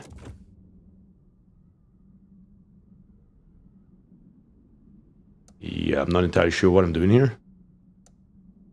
Oh, I see. I need to get all the way over there, huh? The problem is, I need more teams for that. I guess we're gonna hold off on that for a minute. And we're gonna build one as soon as our teams are done with whatever the hell they're doing. That makes sense. We also currently have feral children, because why wouldn't we? 5 children are dead and dozens lay wounded after 2 large youth kings met for what they call a rumble. Yeah, we were warned about that, weren't we? Most of the children were armed with knives. The fighting escalated to a full-scale battle. As the parents of the deceased mourn, many insist these children should not have been left unattended. Oh, you voted against it. What should I do?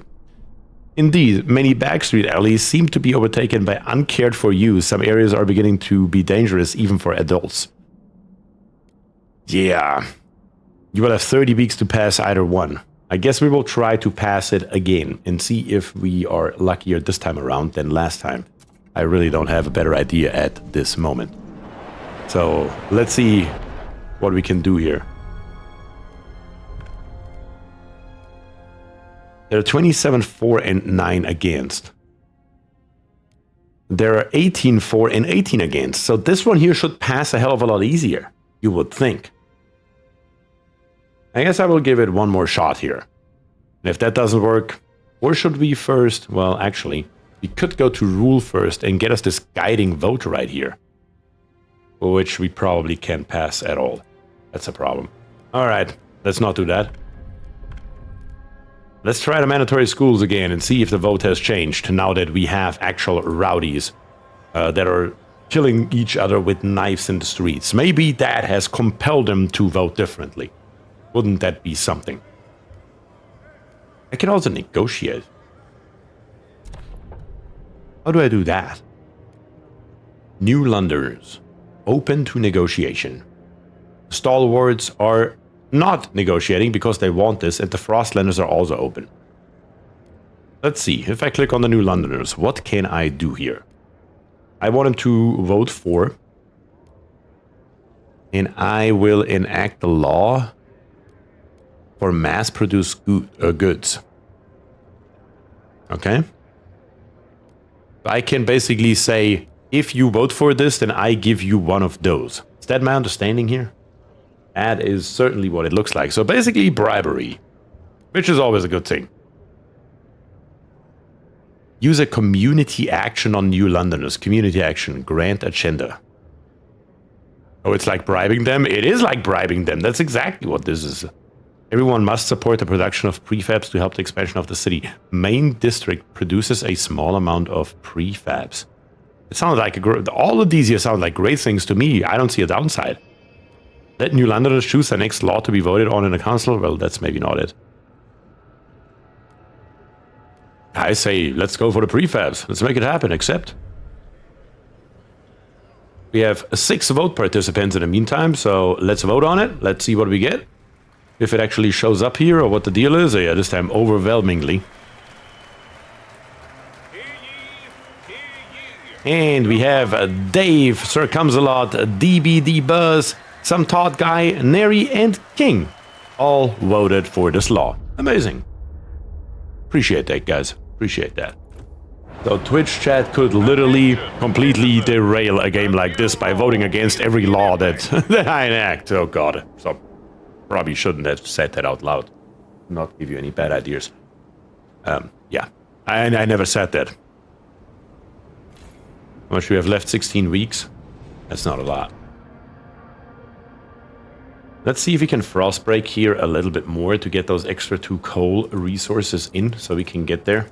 And also make our way at the same time over into this general direction here as well. Because, well, why wouldn't we? Might as well.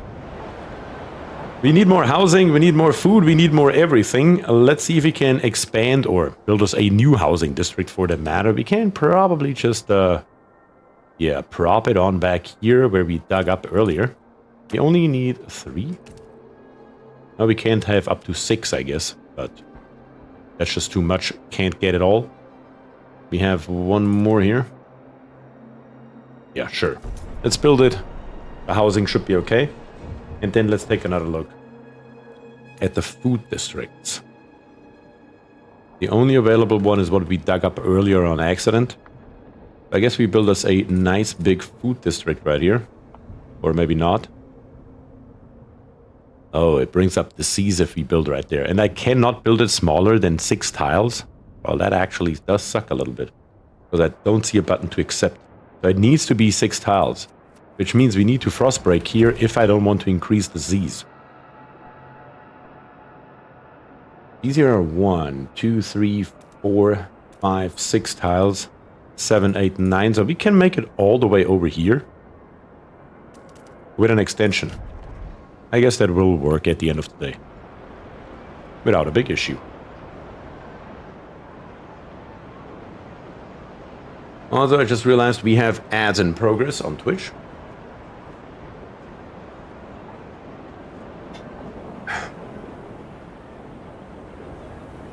Which is really nice. So you can turn the pre-rolls off. Which is another option that I wish we had on YouTube. Because... Is this the 3rd break? I believe it is the 3rd one, yes. Words.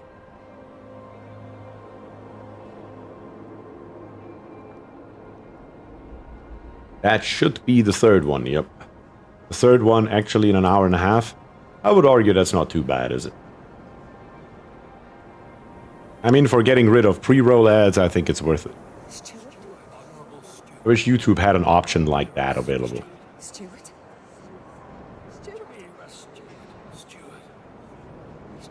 Now the 10 seconds are left. We will bring those over as well. Oh, we also have crime up here. Here's squalor, hunger. Crime is really bad, apparently. Yeah, we need to build a bunch of stuff. It's actually crazy. But let's see what we have here first. Infectious agents. Steward. During a routine medical examination performed by stalwarts, a small group of Frostlanders refused to be assessed. These checkups are relics of years past when a cough could endanger the city. That's gone now. We have adapted, one said. No point continuing this invasion of privacy. You are living at the end of the world. You have no privacy. The stalwarts maintain that regular physicals help ensure the safety of our workers. It's vital we monitor our citizens' health in one form and push back. We have had epidemics in the past. We mustn't allow another one. Let's see. Allow it. I don't care about the Frostlanders in any way, shape, or form. You're screwed. You get safety checkups. If you like it or not. That is gonna happen. There is absolutely no question about it. Let's bring over our food district into this general direction right here, and then when we extend it, we can get this here as well. That should be good. Also, we haven't done any more research, I just realized. I completely kind of forgot that research is a thing in this game. So I would say let's check it out. Advanced coal mines, housing insulation. What is that good for? Base heat demand of housing districts is decreased. Asbestos lining. I should have read the first line first, I think. Oh god. And that's the only option. And everybody agrees with this idea. Because of course they do. Cool. Of course. Can you farm there? Infinite sign below the food icon. I'm pretty sure I need some kind of research for that. It does say that somewhere. It said it a second ago. Here. Access the deep deposit requires the deep melting drill building, which we definitely don't have. So we can probably not do that yet. We should be able to get the 84k on top. But the 100 million below it, I don't think they are accessible to us right now, average engineer. It is mandate to wear a mask during COVID-19, but most politicians just forget. That's right.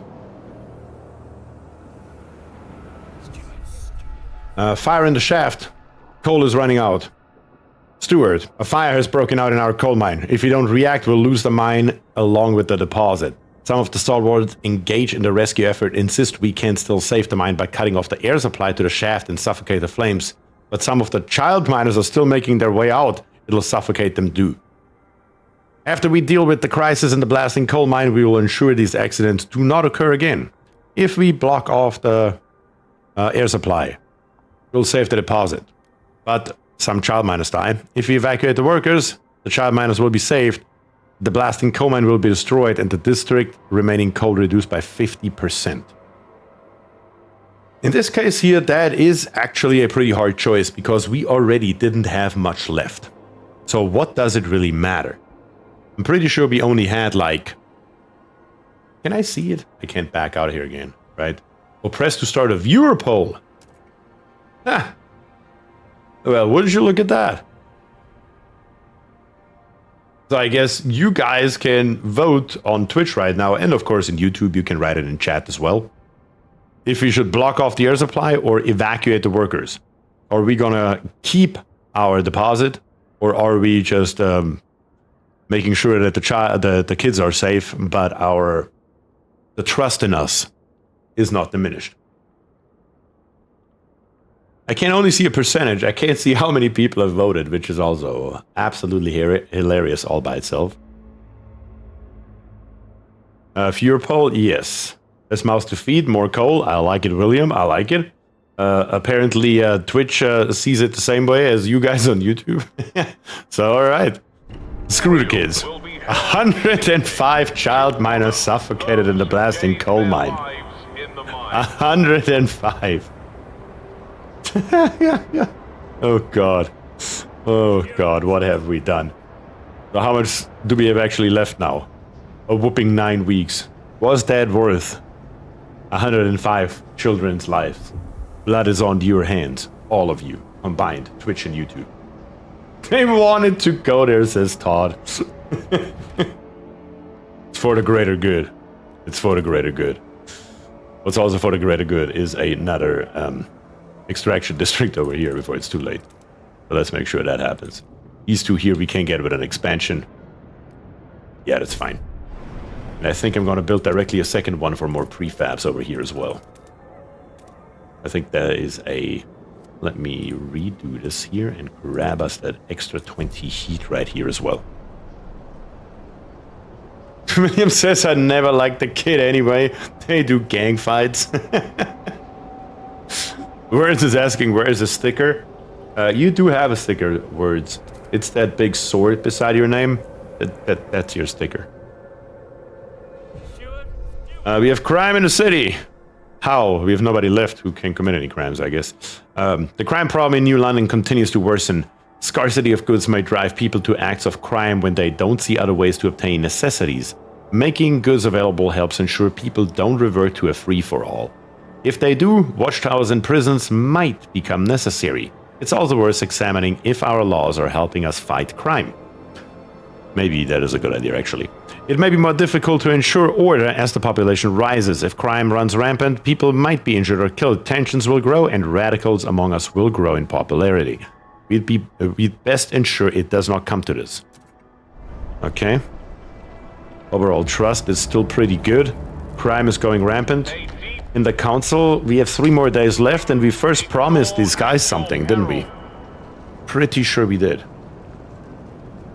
And Elfie also followed over on Twitch. Elfie, thank you very much for following on Twitch, as well as on YouTube, of course. Alright, 2 extraction districts. How is our housing? -12, but our food is at +39. How are we looking in the Frostlands? We have 15 Frostland teams. Which is a problem, because to build this trail right here, we need 20, and we don't have 20. But it would output 250 coal, which we could really use right around now. So we need to get us a second logistics district up. Probably over here is a decent idea, I would argue. So let's make that happen. Mine out a little bit right here. Yeah, this will be our logistics district once the frost breaking is done. And then we will go from there. Or can I maybe extend this one here? Requires 50 heat stamps. We only have plus 12 income. That's a problem. We need more heat stamps. How do I get more of those? I wonder. I wonder how we could do that. But let's see what they want. Lucy didn't come home from the mine. The last time it got cold, proper cold, I gave her my gloves. We huddled together. Mom didn't make it. I lost my hands to the frost. But Lucy was always strong. She took care of me then. We worked 2 jobs, boxed in the arena, a real fighter at 13. She would have given herself to save that mine any day. Thanks to her, it's not proper cold, but how can I go on without her? We saved the blasting coal mine from the fire. We sure as hell did, didn't we? We sure as hell did. Alright, come on, get the frost breaking done. And then let's build us, not with V, with B. Another logistics district, but we are once again low on workforce. That sucks a little bit, but hopefully it is still enough for this year. Once we get the coal in, at least that should be okay. With more coal, we can also get more people, or a bit more workforce. Boxer child is a side job, I know, right? The children yearn for the mines. Says words, well, they used to. Anyway. It's hilarious. Oh, God. That is hilarious. Sad, but also hilarious. On the bright side, this district here should be over and done soon. And the 900 workforce, we should get those back. Heat stamps come passively from your population. You can also click the faction guys on the bottom to request a donation. Let's see. Relations supporting. Let's see here. I can mobilize enforcers. Grant an agenda, make a promise. Promote. I can publicly announce my support for this faction, okay? There's a lot of stuff going on. Raise funds. But at the same time, the relations also significantly worsens, and I only get 91 out of them. It's probably not worth it. I mean, why not mobilize the enforcers? Maybe that will help our crime a little bit. Yeah, volunteer stalwarts to join guards, cracking down on crime. Let's see how that goes. Yeah, heat is still scarce, and the disease is going up. Due to the cold, of course, mainly. And it's just a lot of stuff going on here. Is this thing built yet? No, it isn't. What the hell is a heat stamp? I'm pretty sure it's kind of like a currency. There we go. That should give us, yes, more Frostland teams. Let's build us this trail right here. Does it matter how I built this thing? Guess not, huh? Looks like it doesn't matter too much. But what am I missing now?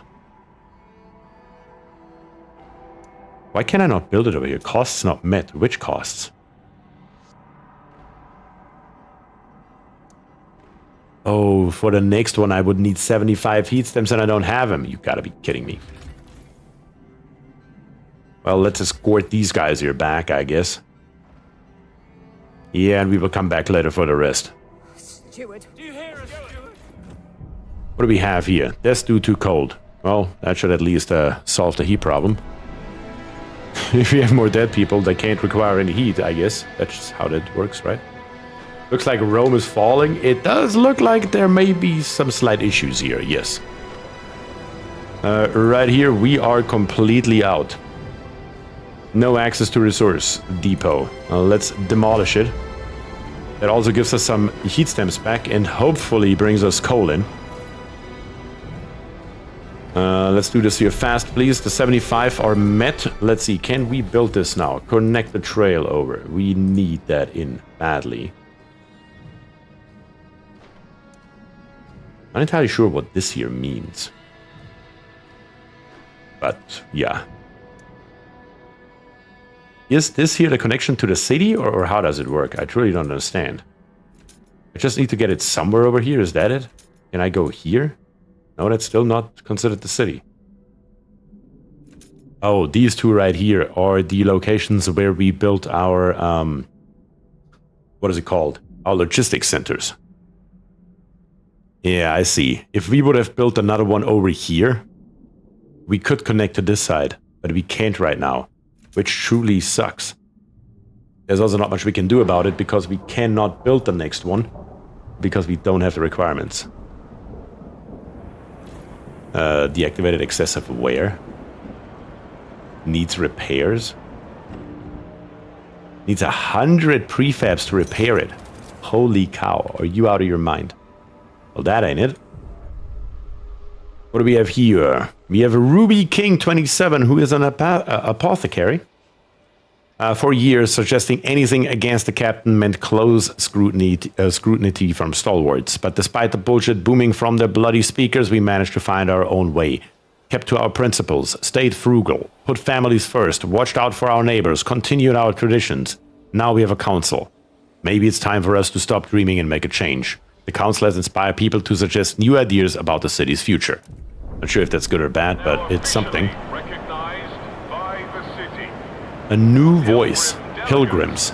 527 Frostlanders have organized in a faction. Okay. These pilgrims form a resilient, spirited community held together by the bonds of tradition. They disliked blasting coal mine, chemical additives, and mandatory school. So everything that we enacted. So you're basically just Frostlanders with a different code. Cool. Their manifest is adaptation, equality, and tradition. I don't think I care too much about you guys. I think I'm gonna stay with the guys that I'm currently with. They seem a lot more sensible than you are. Yes, and this is the one that we promised to pass, isn't it? Which one was it? I can't remember. This one right here. Promise to the pilgrims. We already have a law support of 58. Main district produces a small amount of prefabs. What are we giving up for that? Exploration time is slightly decreased. Yeah, I don't care about that. And heat demand is decreased. But that would be good. That would be good. Adaptation and tradition, progress, but not too much, says Icarus. Yes, that's exactly it. Like, what the hell is this? None of this makes any sense. City development effort. I guess we're gonna go for it, even though heat demand decreased would be really, really good. Not gonna lie, but we promised. We're gonna keep our promise. I'm going to recruit you guys on Twitch once again to give your vote. And then, of course, we will see the outcome, even though I would argue it's pretty damn clear in what direction this vote is gonna go.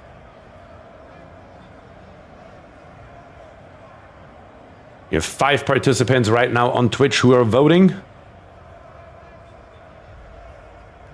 Alright, give it a couple more seconds here. 6 participants. Couple more seconds. I think that is enough of you guys. Everybody had a decent chance to vote if you wanted or chose to do so. Let's vote on it. And I'm pretty sure that we are going to enact this law. Dave, Sir Comes-A-Lot, DVD Buzz, some Todd Guy, Neri, and King Nick all voted for the law. 74, 51 required. Easy peasy pass. Word says still no sticker, but I still have my sword. That's right. That's right. And Morphs just followed. Morphs, thank you very much for the follow on Twitch. Truly appreciate that. Okay, let's see if we can now do something with 100 heat stamps. Bloody hell. Can I now please connect this trail here so we can get at least those 250 in? Connected to here, connected to there, and connected to here. Yes. How long does the build take? 4 weeks. But it is worth it because it does give us 250 extra coal, which is definitely a good thing. Right here we are still deconstructing that district. Get rid of it. Yeah, the coal is coming. Very badly coming. We need to extend or expand this district right here, right away. And probably go ahead and build us. Where are we at? In construct buildings. Don't have enough material. to construct us the coal mine. Not enough heat stamps once again. I do not like the dark around my screen. That scares me. Everything's also going red, which is definitely a problem. So the visuals are changing the worse you're doing. I do like that. I mean, I don't, but I do. You know what I'm saying? It's kind of hard to describe. You guys get it. Squalor's growing? Yeah, I'm not surprised. Stuart, the endless cold and wind takes a heavy toll on our structures. Steel grows brittle and cracks, wood deforms and splits. Winds batter the city. On top of this, any industry we build adds fumes and waste that accumulates if not properly dealt with. We're dealing with nothing around here. We need a steady supply of materials to maintain our infrastructure, otherwise the buildings will snap and the city will fall into squalor. Okay, first of all though, I think we need coal badly. How much did we need to build the blasting coal mine? Okay, we can build it now. Let's plop that in. And hopefully, bring this up. So as soon as this here is connected, or is it already? I think it is already connected. Well, that's a good thing. And right here we have to have less of a coal problem in New London. Okay. Problem. That is a problem indeed. We are at negative 172, and I don't think we have any more anywhere on the map, as far as I know. Don't have any more coal anywhere, which leaves us only with one option. Yeah, we need to go explore further. We have the mountains right here, which we can't reach because we need 25 teams and we currently only have 10 available. We can only go to the frozen bay right here. All the others are basically blocked off for this moment. I guess let's launch an expedition and hope for the best and see if we can find anything useful there. How can we reduce this here? Probably with some technology, maybe? The housing insulation has already been researched. Do we have to build this? Do we have to activate that?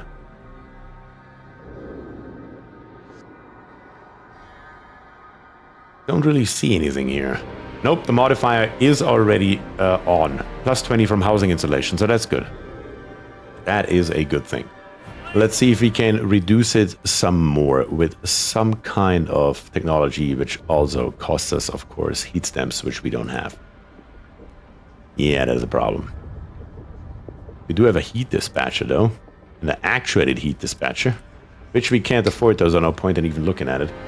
The council still has 2 weeks to go as well. What can we do? Is the bigger question right now. Can we build us another district? If we can get the housing up a little bit, maybe that will help us out. Not entirely sure if that's the case, though. Actually, let's not build our district right here. Let's build our other housing district over here, because we have all this heat here available. So let's do that. It's also sheltered from the wind, so maybe that will help in the long run a little bit.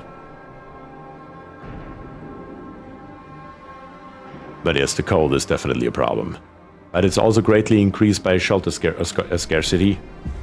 Maybe we can take care of that, if nothing else. Also, the weather has gotten a little bit warmer just now, which helps us drastically. Now we need a shelter. Come on, build me my shelter. We have a boiling tension. That is a problem. Stuart, tensions have risen to a fever pitch and threaten to tear the city apart. Angry mobs swarm the streets and the city descends into a violent free-for-all. The people have lost faith that your rule can solve the many problems that plague us. Hey, come on, give me a chance here. The city spirals into chaos. If we do not calm tensions soon and restore order, this will be the end. The city must not fall. Alright, decreased by opposing Frostlanders, and marginally decreased by hostile pilgrims. Don't really care too much. What can we do with the stalwarts here? Pilgrims? The New Londoners. What can we do with them? Nothing. Nothing that helps us. I mean, the mobilizing forces is already active. So yeah. We have more housing, which is definitely helpful, but still not quite good enough. We need probably even more housing. What we really need, though, is materials and goods. I just don't know where to get goods from. Like, we haven't even talked about how to get goods in any way, shape, or form. That is a problem. Tension crisis averted. Well, the heat and the housing may have helped with that. But let's check out the council and see if we can do something in here that helps us out. Goods. How do I get goods? Don't go to the Senate meetings, Caesar, not today. I know, right? Somebody's gonna stab me here into the back. It's just a question of time. What do we have here? Yeah, this is something we already have. We have contagion. We have basic necessities. You gotta build some of the other districts. I think it was the industrial one. Yeah, I don't think we have that one yet. You're right, Gene Henson.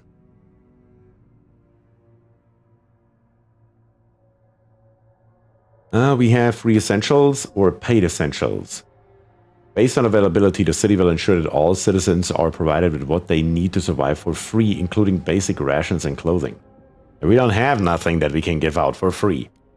To foster responsibility and reward work, citizens will be charged a small fee in exchange for essentials such as basics. Such as basic rations and clothing. Production efficiency is slightly increased, and heat stamp income is slightly... We need to do this. We have to do this. That's the only way.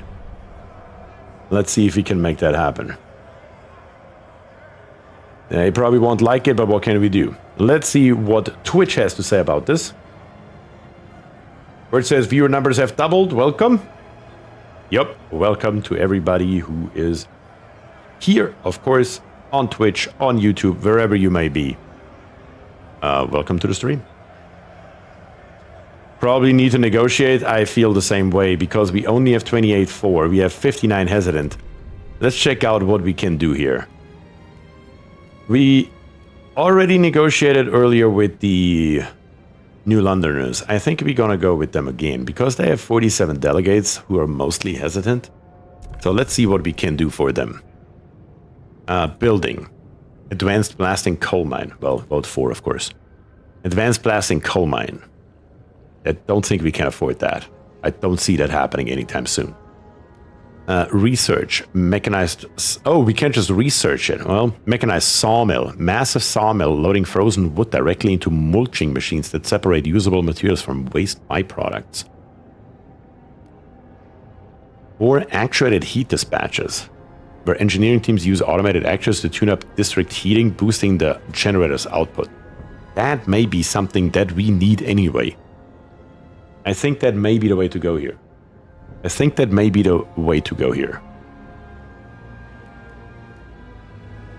Wait, is there another Twitch option on this here, maybe? No? No, I don't see anything. I can't let you guys vote on this one, which is kind of odd, but we're just going to go with what I think is best then, which is the actuated heat dissipants. Alright, let's vote. We should have it this time. And it looks like we have 64, 71, 74 votes. And yes, indeed, the ayes have it. Very nice. We have Tino, Sir Kamsalot, DBD, Neri, and King Nick all voted for the law, which is a very good thing. That should help us. The only problem with that is we still don't have any basic necessities that we could give out, so I'm not entirely sure what the point is. I guess we just ignore that fact. Angry Frostlanders grow more radical. Stuart, the Frostlanders have grown deeply unhappy with your rule. Community leaders now openly urge Frostlanders to join the Pilgrims, arguing that as part of a radical organization, they will be better able to protect their interests. I mean, technically, that thinking is sound, I guess. If nothing is done to address the situation, many angry Frostlanders will join the Pilgrims and push for the faction to take action against you. Hostile relations with Frostlanders will cause them to radicalize and join the Pilgrims. We can repair the relations. You have 40 weeks to improve relations. If you fail, 732 will join pilgrims. Oof. Suppress the recruitment. 366 will join the pilgrims immediately. Relations significantly worsen with the pilgrims. Yeah, encourage the initiative. The pilgrims are an effective organization. We should encourage Frostlanders to join. Yes. I don't think that's the way to do it. I think we're going to go with the suppress option in the middle. Or wait a second. What am I talking about? I have you guys to figure it out for me. What are you guys thinking is the best option here? Twitch is once again asked, are we going to repair the relations and have 732 join the pilgrims? Should we suppress them and have 366 join? Or should we encourage them and have 1,046 join with them? That's the question here. Suppression with AK-47. Yeah. It looks like 67% of you guys are thinking that we should encourage it. Let's see. I'm going to give it another... Actually, we are in the middle of ads right now, I see. So I don't know if everybody can vote. We have ads going on for 1 minute and 6 seconds. I really don't know if this is a good idea, because if we do this here, then we definitely have to enact some laws. I tried to vote, but apparently there are more than 3 commercial breaks. There are commercial breaks 3 per hour, supposedly. That is at least how it's set up. 3 30-second ones per hour. No, sorry, my mistake. 2 1-minute ones per hour. Something along those lines. Something along those lines. I still haven't figured out exactly how it works, words. I really don't. But we have 20 more seconds left on the ad before we will continue here. But the ads are 1 minute and 30 seconds long. That's how it is. Okay, I see. 5 seconds to go, and then everybody should be able to vote once again. Right after the ads are over, which is right now, the ads are over. We will give it another 5 seconds if somebody wants to still vote. And everybody wants to go for the bottom. All right, we're going to do it. It's happening. 1,046 have joined the Frostlanders. Can I see how many there are? Size 47%. Size 11%. Size 5%. Size 36%. So the pilgrims are really still not that big. And they're still hostile. Cool. Yeah, so that was questionable. But it says you find a permanent source of fuel outside the city. Didn't we do that? Didn't we do that with this here? What is then a permanent source of fuel outside the city if it's not this? Apparently we still have not completed this option right here. That is very, very odd. We also have right here, where is it, dangerous level? That's a problem. 56 prefabs, we have those. Let's make sure we repair that stuff. Slightly decreased efficiency, why? And how is a housing district less efficient? Oh, I see. It increases the demand of heat slightly. I see, okay. Generally speaking, though, our housing is not looking too bad, so I would say we are going to go for more housing real quick. Might as well at this point. Let's plop it on here. And then we have a new district, or one that we haven't built yet. The only one that we have left is Industrial District, which outputs 10 prefabs. And apparently it doesn't necessarily need to be built on any kind of any kind of resource. We can just plop it in, which is nice. Why not just plop him right here in the middle between those two? Might as well. We have the 3 that we need. Let's plop it in there and let's see what that bad boy does. Might as well. We do need definitely more materials though. That has to happen relatively quickly. And thankfully we have a ton of them right here. So let's make that happen. And dig our way through here. Into as many of those as we can. And then in research we did promise them the heat dispatcher. But we still don't have 100 of them. But as soon as we have 100 heat stamps, we gotta do that. We have to make that happen. Alright, at least temporarily. It looks like we have avoided the crisis, but just very temporarily. We do need materials, clearly. Materials and goods. And I don't know where to get goods yet from. 138 murdered by violent criminals. Well, that's a problem, maybe. We don't talk about that. Can I now go to the Frostlands and bring these guys here in? We need to find and utilize a new fuel source. But I haven't found anything yet, though.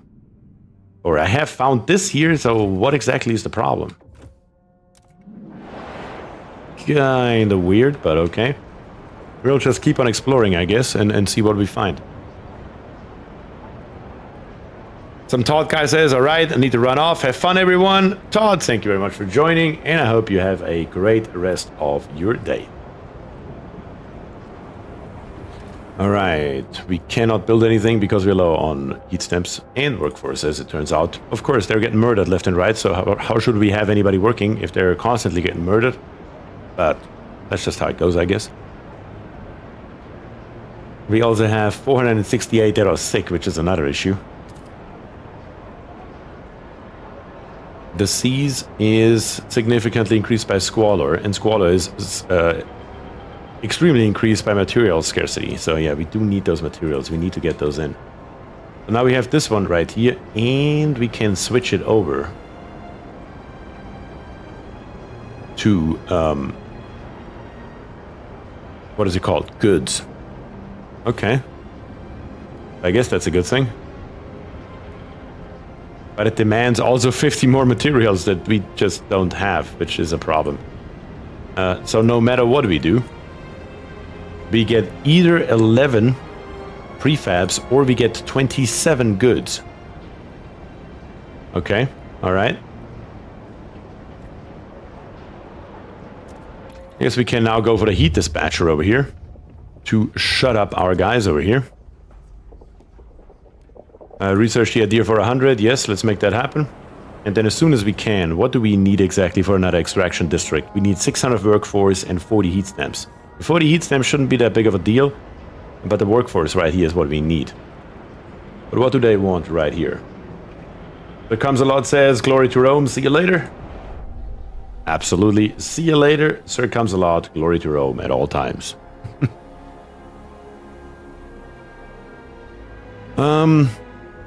Worried about her son looking for a culprit is Nell.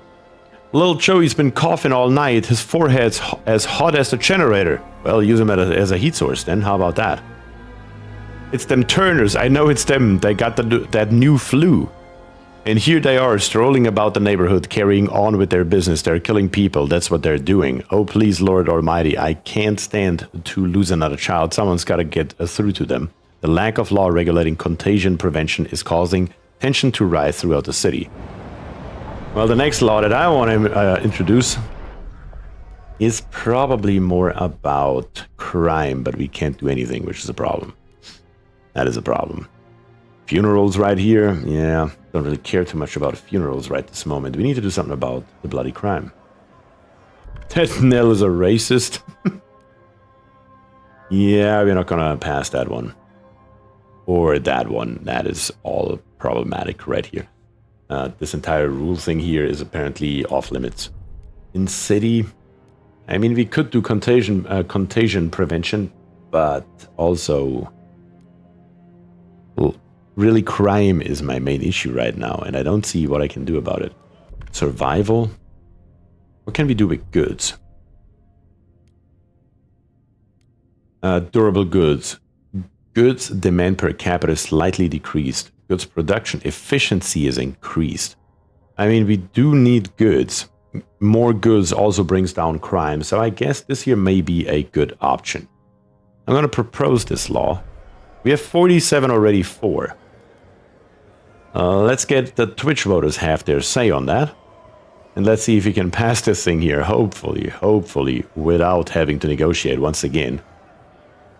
So, Twitch chat, you are asked to cast your vote for or against the mass producing of goods in our wonderful, well, wonderful is probably too much said, in our existing city. Let's say it that way. Currently 2 votes. Can we get a couple more votes in? 3 votes currently. I'll give it a few more seconds. Few more seconds. In 5, 4, 3, 2, 1. Alright, let's vote and let's hope for the best. We actually had 5 votes according to this right here. And we have 52 for, 64, 61 for. Very good. And now it shows only 3, so I'm not entirely sure. I guess this whole Twitch integration here is a little bit wacky.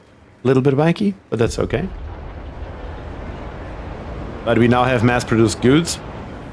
Let's check it out directly. How much do we get now? Now we get 33. That's definitely better. There's no question about it. There is absolutely no question about it. We almost have our 40 hard stamps, but we are still short on workforce, which is a problem. Crime is lowered. That's good. Still a problem, but better. But we do need materials. We do need materials, and we do need them badly. But we have another area explored. What do we have here? A fishing village. A community of Frostlanders are eking out a pitiful living of moss and small fish with no furnace. They survive by sleeping shoulder to shoulder under thick layers of fur. It sounds like fun. Not. We can't take them in. That's another 1900 though. What do we have over here? The others. In a cavern near the bay, we found a disturbing sight. Bodies and sturdy Frostlank gear neatly laid side by side and left to freeze, with black oil markings over their closed eyes. Maybe that's what they want. Oil. We should investigate. Sure. Well, how do I investigate though? It's probably over here. We can launch an expedition over here without getting those people in. I mean, it's really a big problem right now, because we can get those people in, yes. But at the same time, if we do get them in, our crime will go up even more. But we also get workers. So there's a lot of things to consider here. I think in this case, we are going to move on and see if we hopefully can get some people to work without doing a hell of a lot else.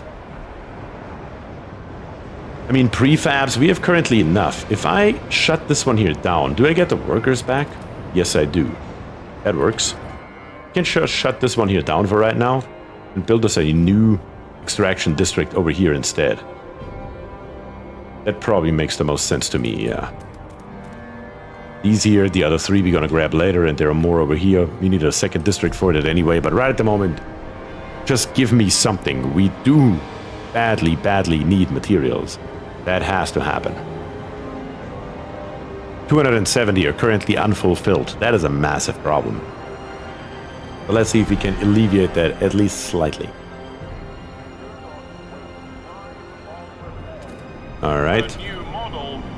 We are producing 165. That's okay. That's fine.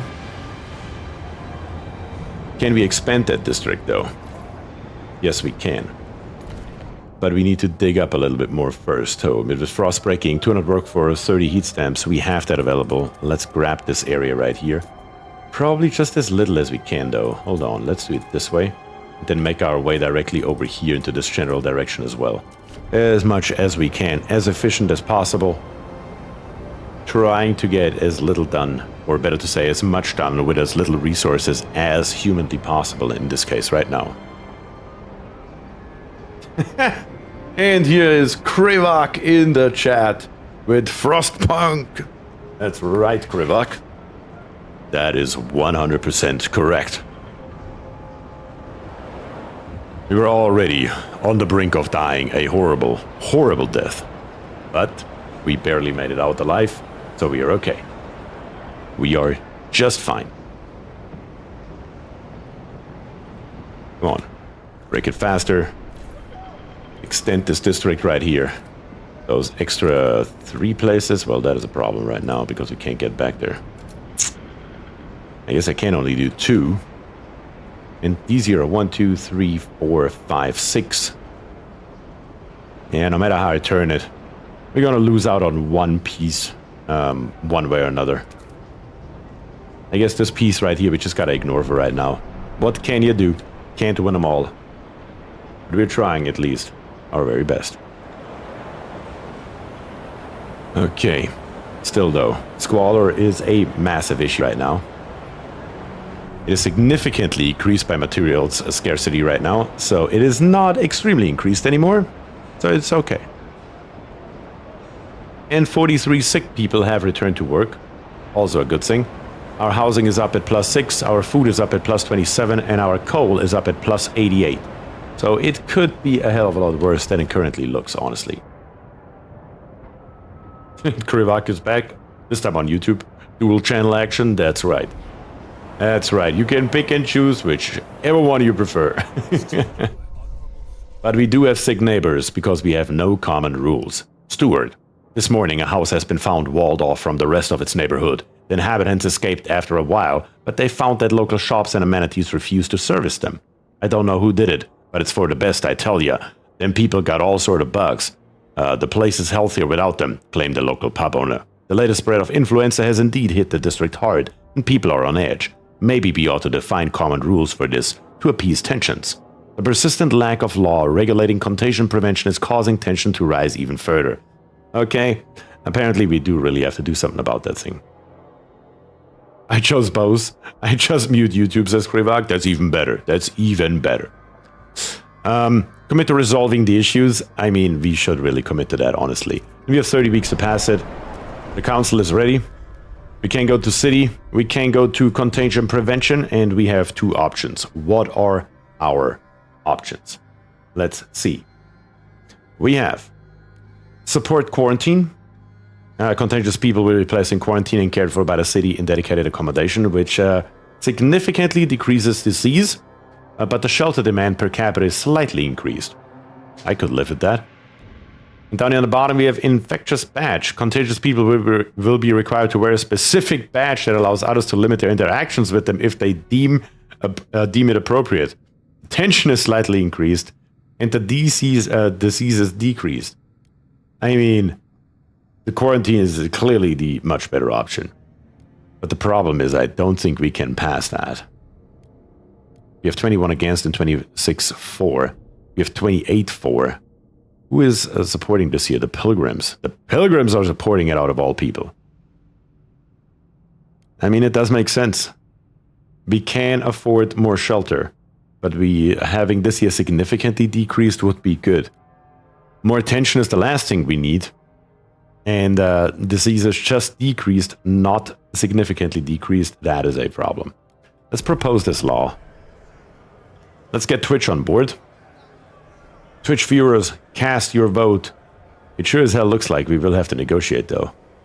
We will have to negotiate once again. Let's see. We have only the Frostlanders who are open to negotiate, but they do have 30 delegates. The Stalwarts and the Londoners don't even want to negotiate. So the Frostlanders right here, what can we do for you? We can research a dust coal mine. We can build a survivalist headquarters. Or we can build a salvaging factory. Which once again slightly increases disease. But at the same time, it gives us extra 40 goods or 10 prefabs. I think the salvaging factory would be a good thing to have in the first place. So we might as well promise them that we're gonna do it, and they should shut up about it, I hope. And honestly, they're the Frostlanders. They don't really care too much if we break that promise after all. That gives us 49. So if those 32 here all vote against us, we are still wrecked. Which means it does come at the end of the day down to you guys on Twitch. If the 3 of you that have voted for yes or for no. Do the yays or the nays have it? Let's find out.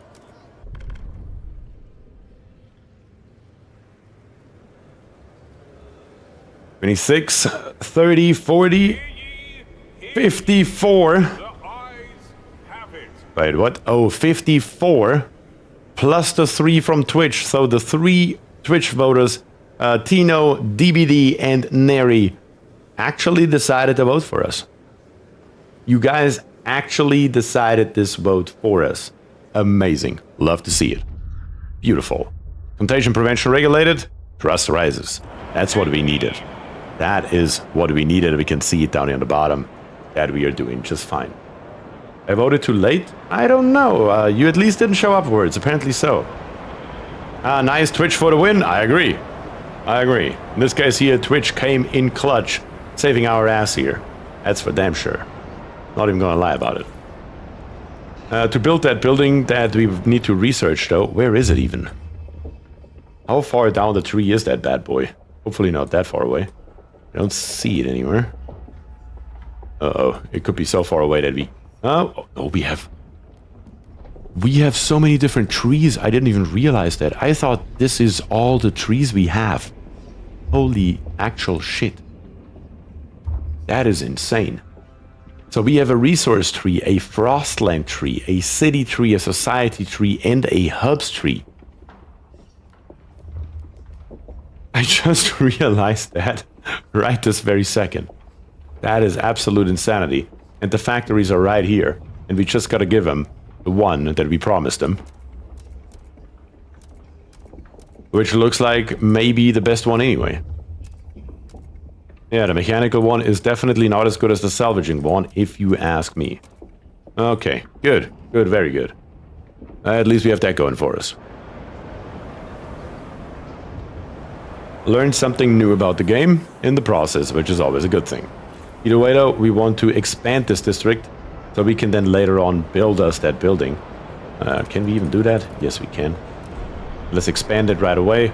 Get us a few more goods in. Can't hurt. Our materials is now at -111. That's a hell of a lot better than -320, so we definitely made a difference here. And our goods should come up as well drastically with that factory once we have it researched. But we are making progress here. That's very, very good. But heat stamps. The pilgrims are suggesting action. What do you want, pilgrims? Stuart, we're struggling with heat stamps. That's me too. What do you want? A group of pilgrims have come forward with an idea on how to solve it. We should pass durable goods. Let us pursue it and the city will benefit. The pilgrims look with distrust at what other communities propose. They would surely appreciate you getting behind their idea. The pilgrims want to pass durable goods. But I'm pretty sure that we already have... do we have No. What do we have already? Didn't we have something in that area already? I don't know. But if we get heat stamps from it, then I'm all for it. So let's promise them and let's see what we can do during the next council meeting. And see what that does. Alright, overall though, we are low on housing once again. Can we afford more housing currently? We can barely. 200 workforce, 40 heat stamps, 200 prefabs. That will probably prevent us later on from building our, what is it called? Our factory in here. But right at the moment, you know, do or die. In this case right here, let's give them the housing they need and go from there for right this second. And if we don't have enough workforce, that's a future me problem, not a current me.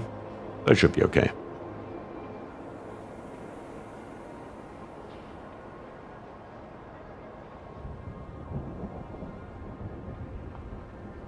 Alright. So far so good. We are at 84% up here. Let's turn up the speed a little bit because currently all we're doing is waiting for stuff to happen. New Londoners' demand is met. Good. That should help. We can now go into the research into resources, factories, and do we have enough? Yes, we do have enough. Salvaging factory for the pilgrims. We are going to research that right away. 50 heat stamps, we have them available, so they shut up about it. That should be good. 96% up here on the top. Well, let's see what they found over here. You have an exclamation point. We found oil. A ruined machine lies across a crevice. Wagons spilled into the nearby snow. There are clear signs of people have come and gone from the site, even storing goods here. But what amazed our scouts the most is huge quantity of readily available oil. This could be the fuel source we have been searching for. We will be able to build a new colony on this site. That makes sense. Let's do that.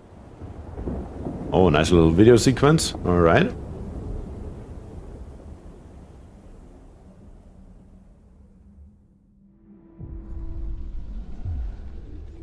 Oil tombs. Nomads. On the broken shore lies an old derelict dreadnought. It seems to have been upgraded to run on oil as it rests beside rich deposits. Perhaps the site was a refueling station. But deep in the black pools lay rows of frozen bodies, wrapped in shrouds and placed into still wells. Our scouts shudder at the sight. These oil deposits would surely solve our fuel needs, but we would have to desecrate these graves to access all of them. Yeah, I don't care about the bodies. We will get all the oil. Are you out of your mind? What do I care about dead people? Black gold. Oil will save the city, but we need to adapt our generator to use it. In the meantime, we will need to establish a reliable supply. It's time we settle beyond New London. Create a colony at the old Dreadnought and connect it with a solid trail to New London. Only then can supply be assured. This will save the city. How much does that pass cost? 800 million? A gazillion? No, I can do it right now. What? It's that cheap? How was it that expensive from over here and it's that cheap from right there? What the hell? Alright, build me this pass then. Do it right now. Very nice. Oil supply is secured. That is good. Establish a colony at the old Dreadnought. How do I do that though? Let me zoom out here. Send colonists. Requires 20 Frostland teams. Requires trail connection to the city. So we have the trail connection, but we do need 20 Frostland teams. How do I get more of those though? I mean, the only way that I know is building another logistics center, but that is not really doing much for us either. This one here is broken. Let's fix it.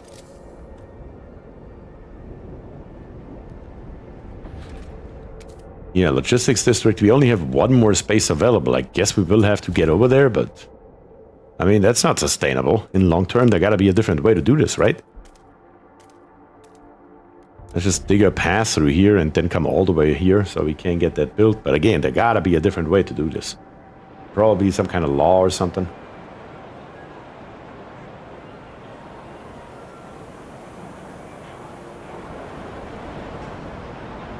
What do we have over here? This district has what? Oh, it ran out of resources. Well, in that case, should have probably demolished you a long time ago. Which then also means at the same time we can turn this one here back on. We activate this district, and that should be fine. One for another, both making prefabs, so that's okay. And what do you want? Sue Miller is back. Doing her reading assignment. Yeah, I'm not going to read that. You can read that yourself. But reading's hard, but it's fun, and you rarely get cut. That is helpful. Mabel whines it don't help scouts in the Frostland, and how do they read them maps, is what I answered that tosser. One day I'll write books myself, with plenty of sword fights, and no snow. The mandatory school promises a better future for the children of the city. Wasn't Sue Miller the same exact one that wanted to go stabbing earlier and could barely speak any English? I mean, it's still questionable, but it's getting there. It's getting there. So maybe the school was the better way to go about this, which is good. The council, though. Durable goods. Let's see. In survival. Yeah, we already had mass-produced goods. And now they want us to pass durable goods instead. Let's propose it, I suppose.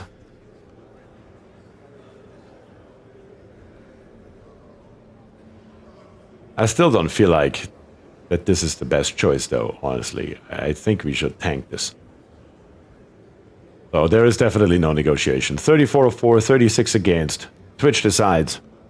In the middle. And of course, right here, we can vote here in a second, but first Twitch can vote. Yes, let's go.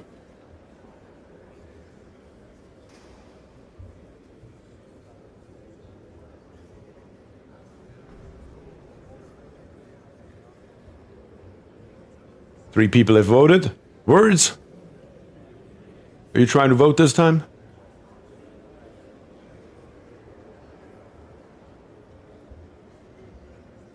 Guess we'll see. I'm gonna give it another 5, 4, 3, 2, 1. Vote's over. We have once again... Actually, I don't know. It does update after the vote. Let's see what we get here. The law passed and we have 3 votes for.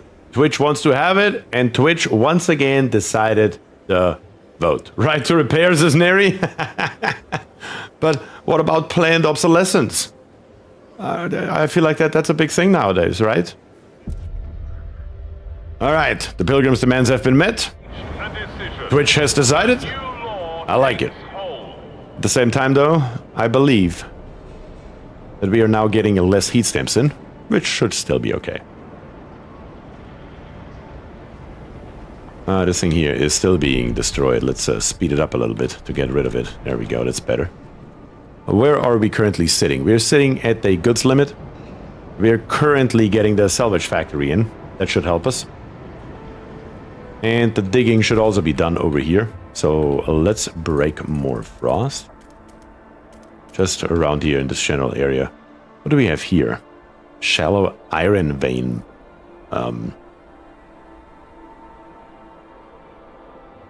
And is it both? Is this here both? It seems like it's both. It's both materials and prefabs. I'm not entirely sure. But let's put it over here so we can get easier over there.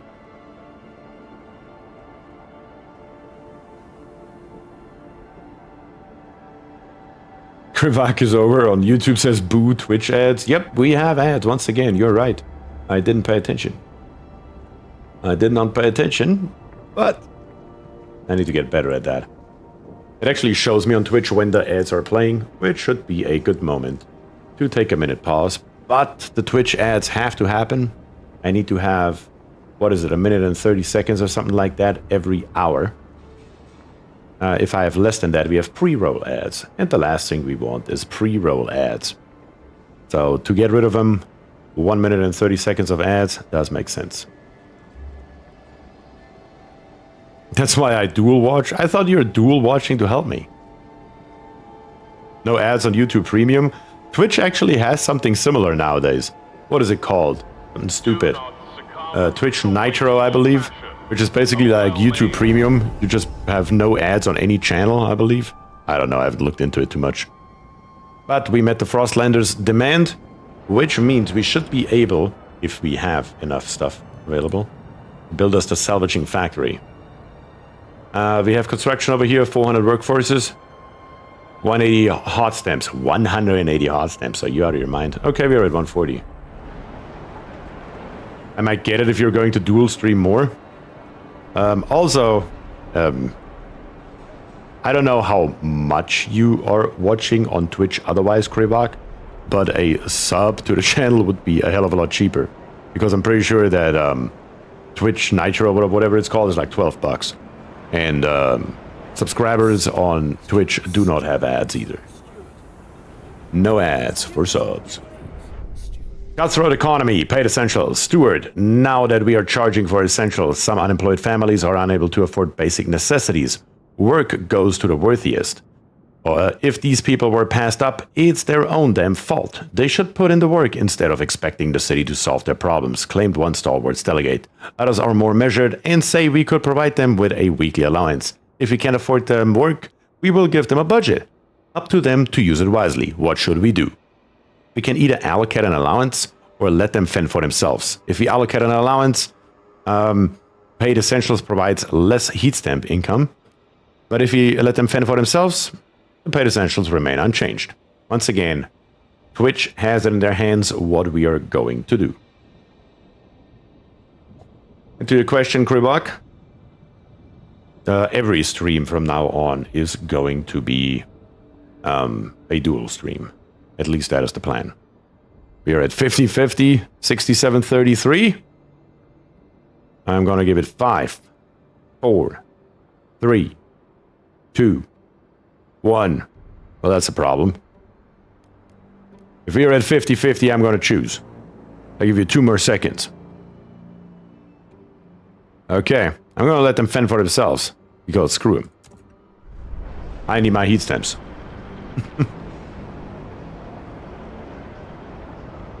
I need to see at least a simple majority on the votes.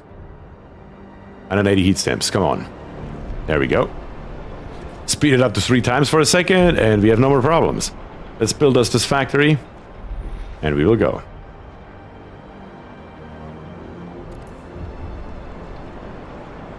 Very good. What do they want over here? Unused quarters. No contagion prevention. Yeah, I know. Stuart, but the sea is currently under control. More and more citizens question why we keep some housing empty for potential quarantine. Makes no bloody sense, complained an anonymous clerk. We keep maintaining these places just in case when they could make some folks happy right now. A mixed coalition of delegates agrees with the complaints and has drafted a new law which would deregulate the issue of contagion altogether. The no contagion prevention law is now available in the council.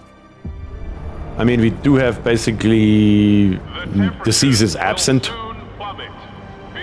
Cold is currently absent. I'm not sure how long that's going to stay that way. Squalor is minor, and crime is minor. I think we have done pretty damn well right now. Let me be very real. I mean, we were on the verge of dying, and right at the moment, it doesn't look too shabby. And it looks like right around here, our temperature is going back up as well. We are at -40 C right now. Looks like this year has been established, but we still don't have enough Frostland teams. So let's go back to our city and let's build us another logistics center. It should be available right around now. Yeah, let's plop it in here. Once that is built, we should be able to establish that. And it looks like this here, this extraction district right here that we built for more prefabs, has also run out of resources. This time, once and for all. So let's make sure we are going to demolish it. We get 38 heat stamps and 120 prefabs back, which is certainly not too shabby. And by now, why is this industrial district here not on... Yeah, there we go. On goods, that's what we want. We are now at plus 19 goods. Crime has basically gone completely. It's diminishing. Very soon it's going to be absent, like the rest. And then we just need a little bit more materials to get our squalor under control as well. And we should be looking pretty decent, actually. I can barely believe it myself, not gonna lie. But right at the moment, it looks not too bad. Not too bad. Let's come down here and uncover all of this here. Probably a little bit more even. There we go. Frost break it up, build us another district, if we have enough workforce, that is. And then go from there. Very, very good. We actually turned this around pretty well. I mean, also, not gonna lie, with your guys' votes, that helped out tremendously the last couple of times.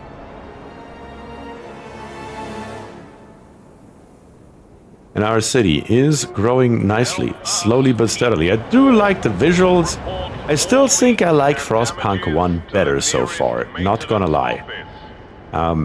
That is the conclusion I have right now. It's not that I don't like the game, I just think if I compare it directly with its predecessor, which is in my opinion a very fair thing to do, the first one is better than the second one so far. Maybe that changes, we haven't really gotten too far into the game yet, but so far, that is my opinion. Or whoever cares about that, I guess. Let's build us right here our district. Let's see, we can build 6 over here and 3 right there. So that is actually perfect. We can grab all of this stuff here with one single extraction district, which is perfect. We also have 118 heat stamps. Maybe it is a good idea to take another look into our research tree and see what we can find. In the Frostlands, what do we have here? Skyways, Scouts headquarters. Okay, exploration time is slightly decreased. Fully decreased if we go with the idea from the Frostlanders. But I really want to just have... Ah, there we go. A Vanguard Logistics Bay. 20 Frostland teams output. That's pretty cool. Who is supporting this? The Pilgrims and the Frostlanders? But also costs us 600 workforce. That's quite a lot. But for 500 workforce, we only get 15 Frostland team output. So only 100 workforce more gives us 20. I mean, that is really an absolute no-brainer. The rest of the cost is the same. So going with the automated logistics bay, in this case here, Doesn't make much sense to me. But I think we're gonna go with the Vanguard Logistics Bay. That gives us more Frostland teams, which is exactly what we are after. We have been trying to figure out how to get them. Now we know. And we should be good.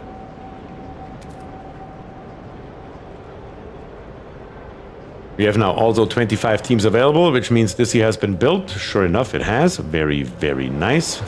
But before we do that, let's check out what they want here. Program war. Stuart, people are increasingly arguing over the curriculum taught in schools. That sounds like more and more like real life. Is it still a game, or are we in the US now? Some think we should reduce theoretical knowledge and provide more survival training. You're filling these kids' heads with numbers and useless junk, complained an angry trapper. We ought to take them on field trips to hunt.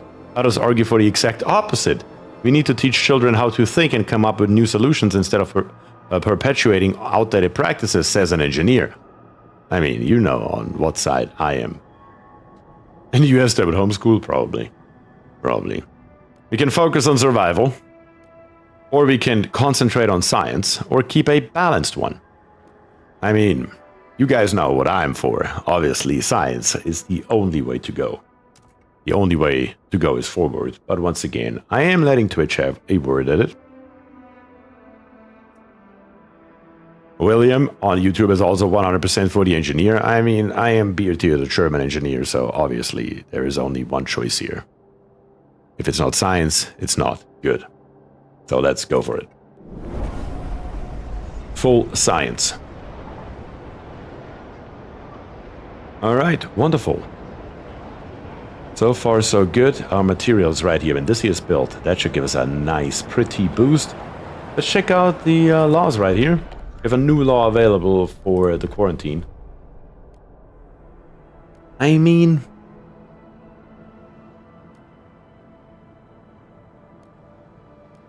can't really pass that without negotiating, so that's probably an issue. Nilmer says balanced. We're not balancing nothing around here. Survival. What do we not have yet? At all. Looks like we have done all of these. The only thing that we don't have yet is funerals. And I really don't care. Harvesting funerals. The deceased will be harvested and their healthy body parts used to support city healthcare. Unharvested remains will be incinerated and the ashes transferred to relatives, which increases research speed and also disease. Or ceremonial funerals. Bodies must be buried untouched after a traditional funeral to show proper respect to the departed. I really don't care too much about that. Both also have the exact same numbers. I guess we just go for harvesting and see what happens, because I don't have a better idea. I'm also not going to negotiate it, because I really don't have too big of a horse in the race here. Twitch is, of course, asked once again to vote. Krivak says, I believe in science. So do I. So do I. Nilmer says, I'll leave a like and go to bed. Have fun in the ice. Thank you very much, Nilmer. I truly appreciate the like. And I hope you have a great night. Don't you worry, you're not missing too much. We are almost done here ourselves. We have 5 votes. 5 people are participating in the vote. I give you guys 3 more seconds. Let's say 3, 2, 1. Let's see what the outcome is. 29 votes for... 49 votes for, and once again, Twitch chat is making the decision. With 49, we would have not passed it because 51 are required, but with the 5 votes from Twitch chat, from Tino, from Krivak, Figon, DBD, and Neri, we were able to pass this law. Amazing job, guys. Amazing job. Love to see it. People of the city, Very, very good. has voted. Council has indeed voted, but now we can go ahead and establish this colony right here. So we are going to establish, or better to say, send our colonists. And 3,000 colonists will settle here. Wait, can I then go there and build stuff there as well? Bodies for health and science? I agree. What are we going to do with those bodies? I mean, nothing apparently. Might as well use them for something useful. Among debris in a mangled cart, we have found an old navigation log. We can't wander forever. If we can only get through this canyon, then we can set up permanent base next to the oil. Salvage the parts. 5 Frostland teams, but get 3 cores. What do we have over here? A oil cistern. A tanker filled with oil hangs in a narrow crevice. It will be dangerous to extract without specialized equipment. There's no point in targeting this oil until we have learned how to use it. That does make sense. That does in fact make sense. Yeah, I can't argue with that logic. If we don't know what to do with it, then... well, what are we going to do with it? Okay. How long will it now take to settle this here? Not entirely sure. 3,000 colonists will settle here, but it doesn't give me a timeline or anything. I guess we will just wait for it. And see what happens, because that should have been it, I believe. Either way. There we go.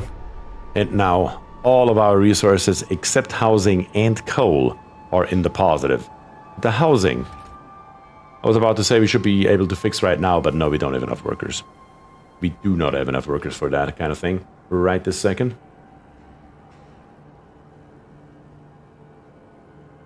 It said 15 weeks or so, but you need the teams. But I did have the teams, I thought. Here's a resource transfer. Traveling expedition. Wait, what? Construction time 15 weeks. Requirements, a core. Oh, it didn't do that right then and there? I thought I had 20. Wait, what? I guess we will see, because we are just researching this bad boy here anyway, and see if we can get more teams in. For more teams, though, we need more people. We need to find and utilize a new team. Here we had more people. I guess we need to sacrifice 5 more of our team to get those people in here. And there's also a food outpost. Can I postpone this? Do I have to do this right now? I don't. I can only grab the people and can come back later, so that's a good thing. At least we have something going for us here. Also, yes, we do still need this coal, coal, I mean. But yeah, let's see if we can get those in once this research here is done. I mean, at the moment, though, overall speaking, we are looking pretty damn good, honestly. Yeah, both of those expeditions are coming, the refugees are coming. Very good. And even our heat will increase again to negative 30 degrees, which should also get our coal demand down, which is always a good thing. Overall, I think we're looking not too bad. I mean, earlier I thought for a second it may be over for us, but... I mean, we wriggled ourselves back out of that one. Pretty well. We have now 1,300 people, which is good. Those are the refugees that we just came, and I mean with that workforce available. Which means we should be able to build us our housing now. Not here, but there. Not a housing district, we are at negative 40. Maybe we should first expand this one here, huh? Just because we can. Let's see, can I build this here somewhere? I can't even see what is already built, no? There we go. That's the expansion. Then let's build us directly another district, right beside it, another housing district. Perfect, something like this here will do. That should bring our housing back up where it should be.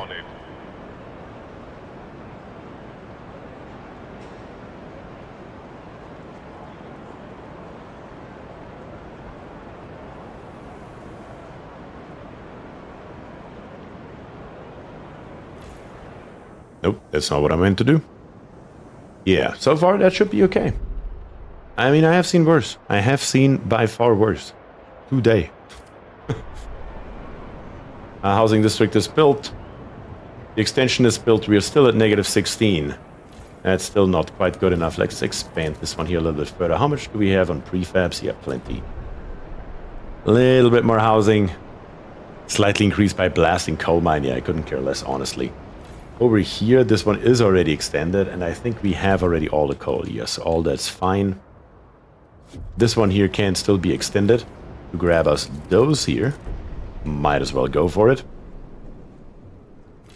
And these here can now also be extended.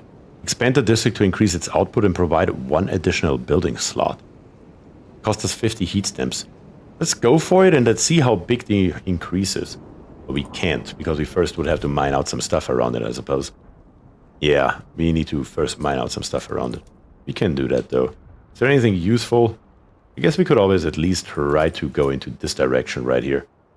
Well, let's grab these here and just make our way over here. Then we can always add on and grab the rest of those materials right here later. That should work just fine.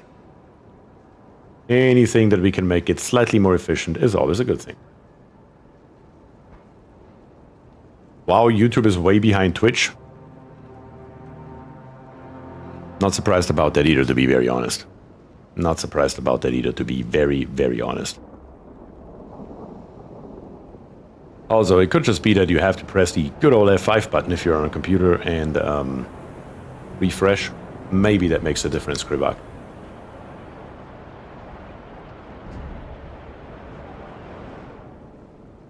Let's get the frost breaking done. Very good. Let's see once again. I had to hit the live button a few times on YouTube to catch up. I don't doubt it. I don't doubt it. We all know about the problem.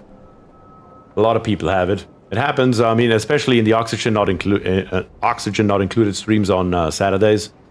They go for like 8 hours. Sometimes I have people writing a comment and I was like, hold on a second, what are you talking about? And then it turns out they were actually about an hour behind. Which is crazy. Writing a chat message an hour behind. Kionis is here with Frostpunk 2. Hell yeah, we're doing really well right now. I'm actually surprised myself how well we are doing right now. It can only get worse from here. By any unusual noises, That really... routine I think they just went there, did they? Yes, they started building. So that brought us up to 20. That's very, very good. That is very, very, very, very good.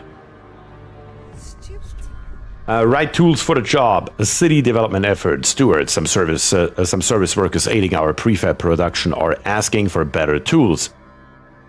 It don't make a lick of sense.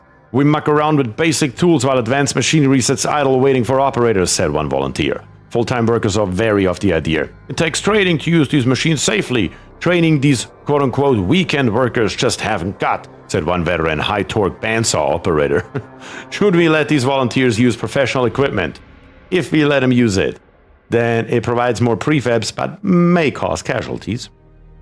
Or we do ban volunteers from professional gear, and the relationship worsens with the new Londoners and the stalwarts. Twitch, it's up to you. Let's see. What do you guys think over on Twitch?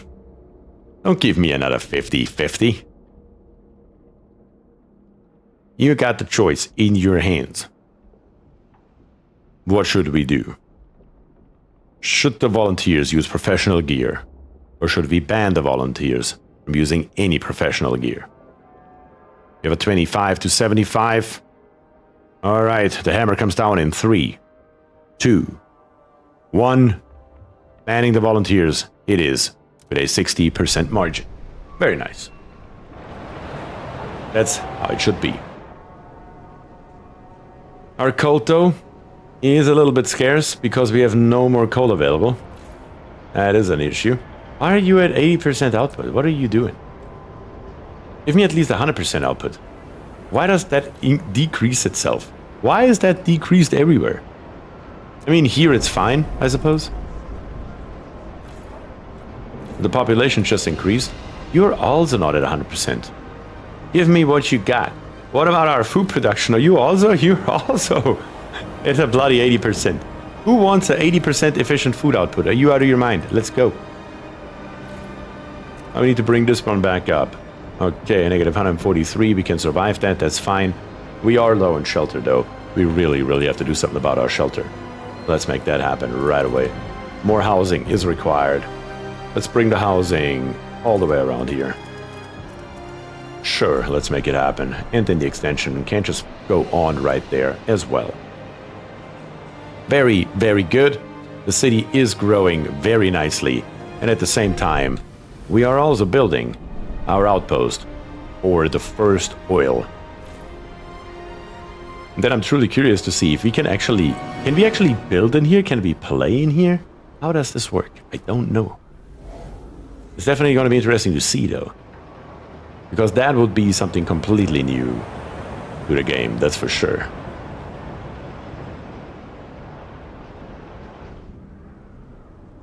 Alright, very, very nice. What else do we need? Right at the moment we are looking good on basically everything. We have the population growing, we have a workforce available, we have 623 prefabs. There's only one thing that I want to see is this one right here, because it looks like it has both. It really looks like it has both. Well, actually we do need food. Maybe that is a slightly higher priority right now. And here we have plenty of it. Even some fertile soil, which we should probably research at some point to make sure we can get the infinite amount of food out of there. Let's dig our way through here. That gives us 8. I mean, those are just so far off. We probably need to make 2 districts, one here and one there. Being able to move? I don't know yet. That is right at the moment one of the bigger questions. Exactly. Can we move? Can we play in 2 at the same time? I don't know. We will find out though, there's no question about it. But chances are high. 145 froze to death? Well, that sucks.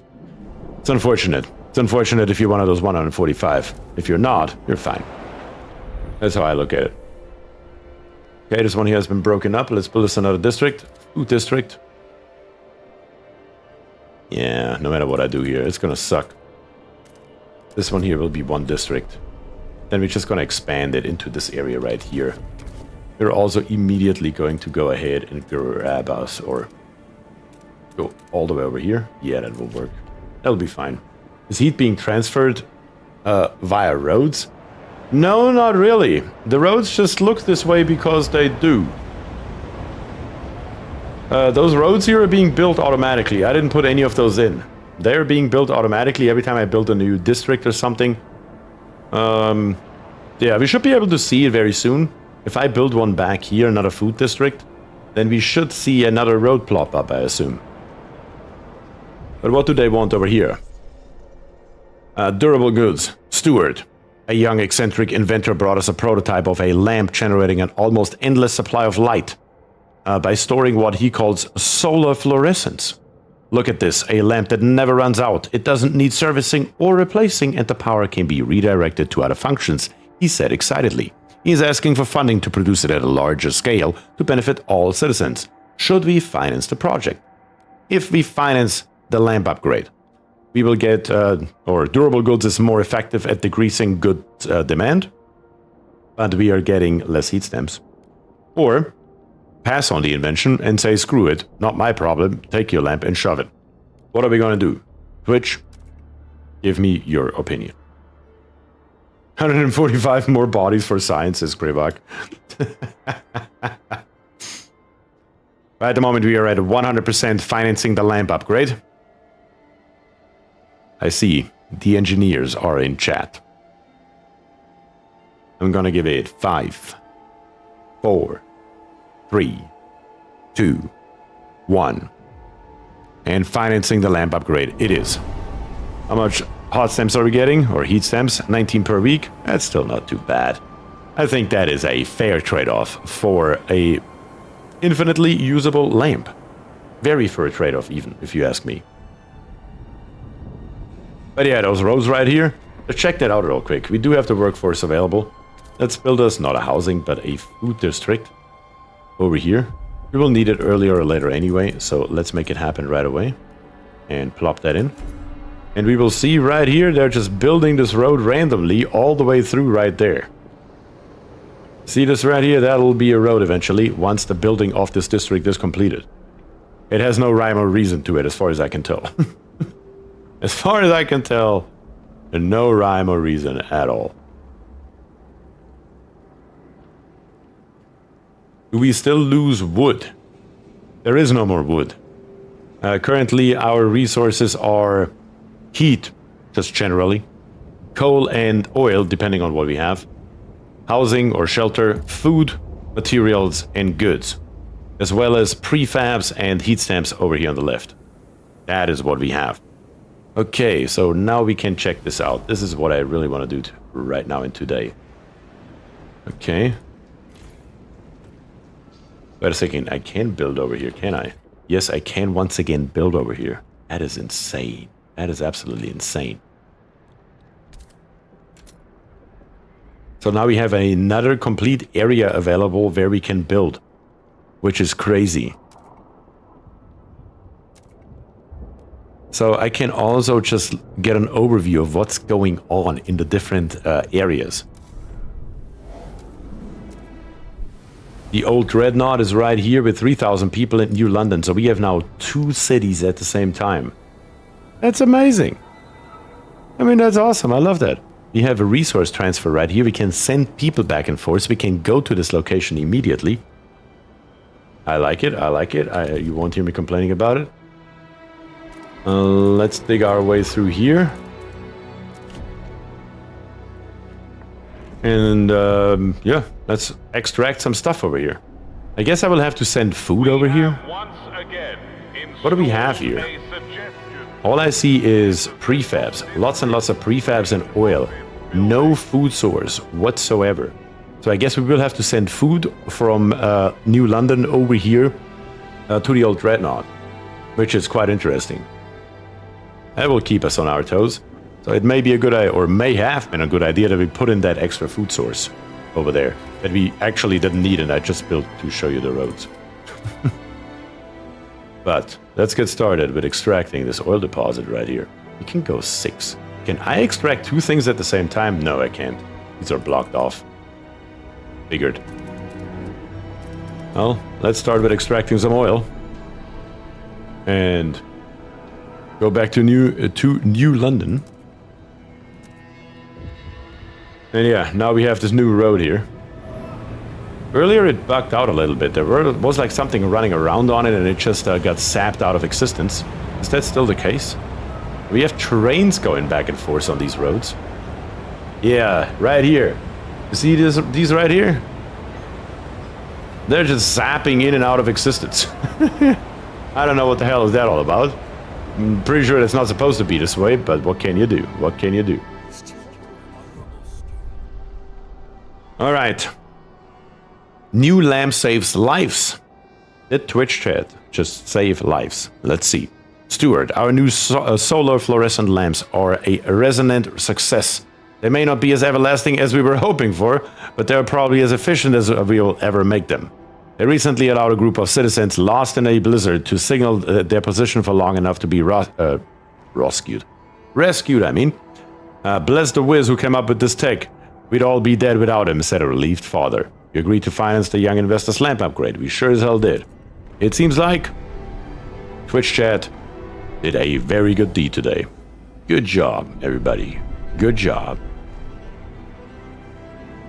Love to see it.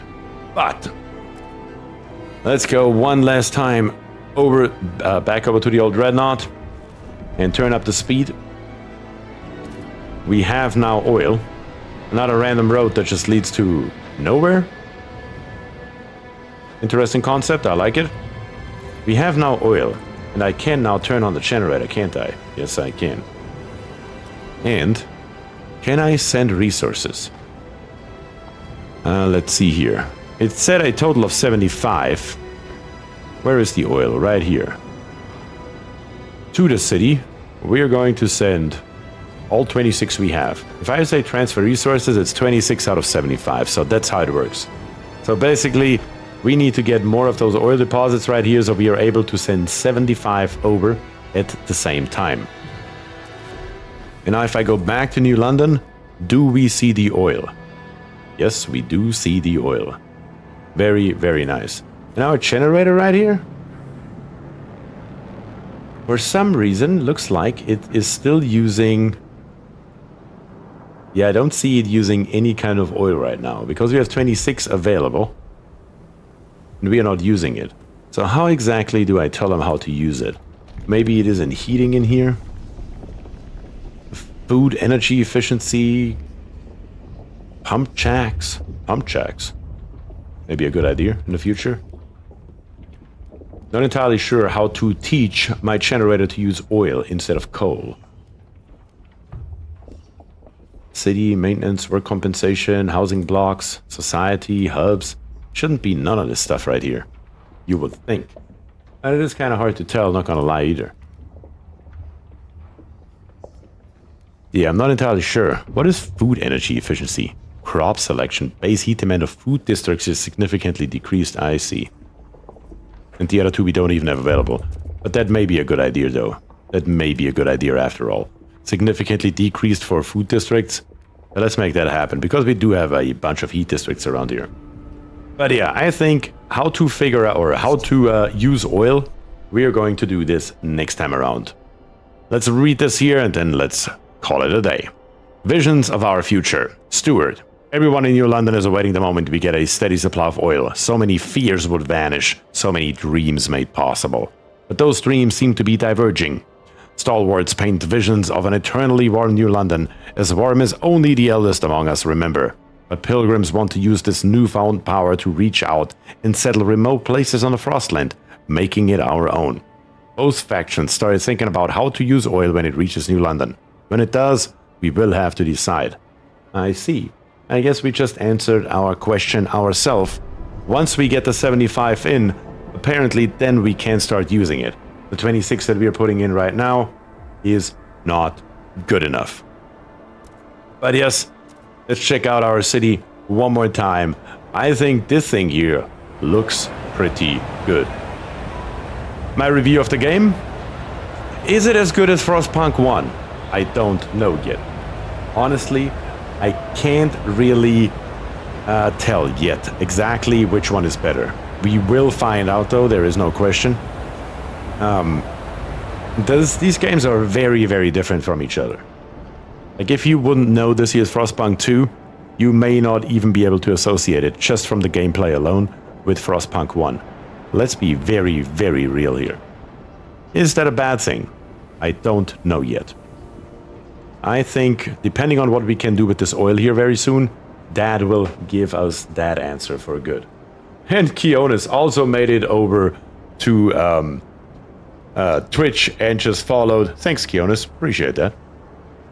But yes, I think we did pretty well today. In just about 3 hours, we built this entire bad boy right here, plus another little outpost that is currently pumping us some oil, and the generator is even already turned on. Looks pretty good to me. Next time around, we will have to go and find us more oil that we can pump it over to our main city of New London. And then we will decide, or I will decide at least, how good this game actually is. Because I feel like the whole entire oil thing is the entire main theme that they're going for.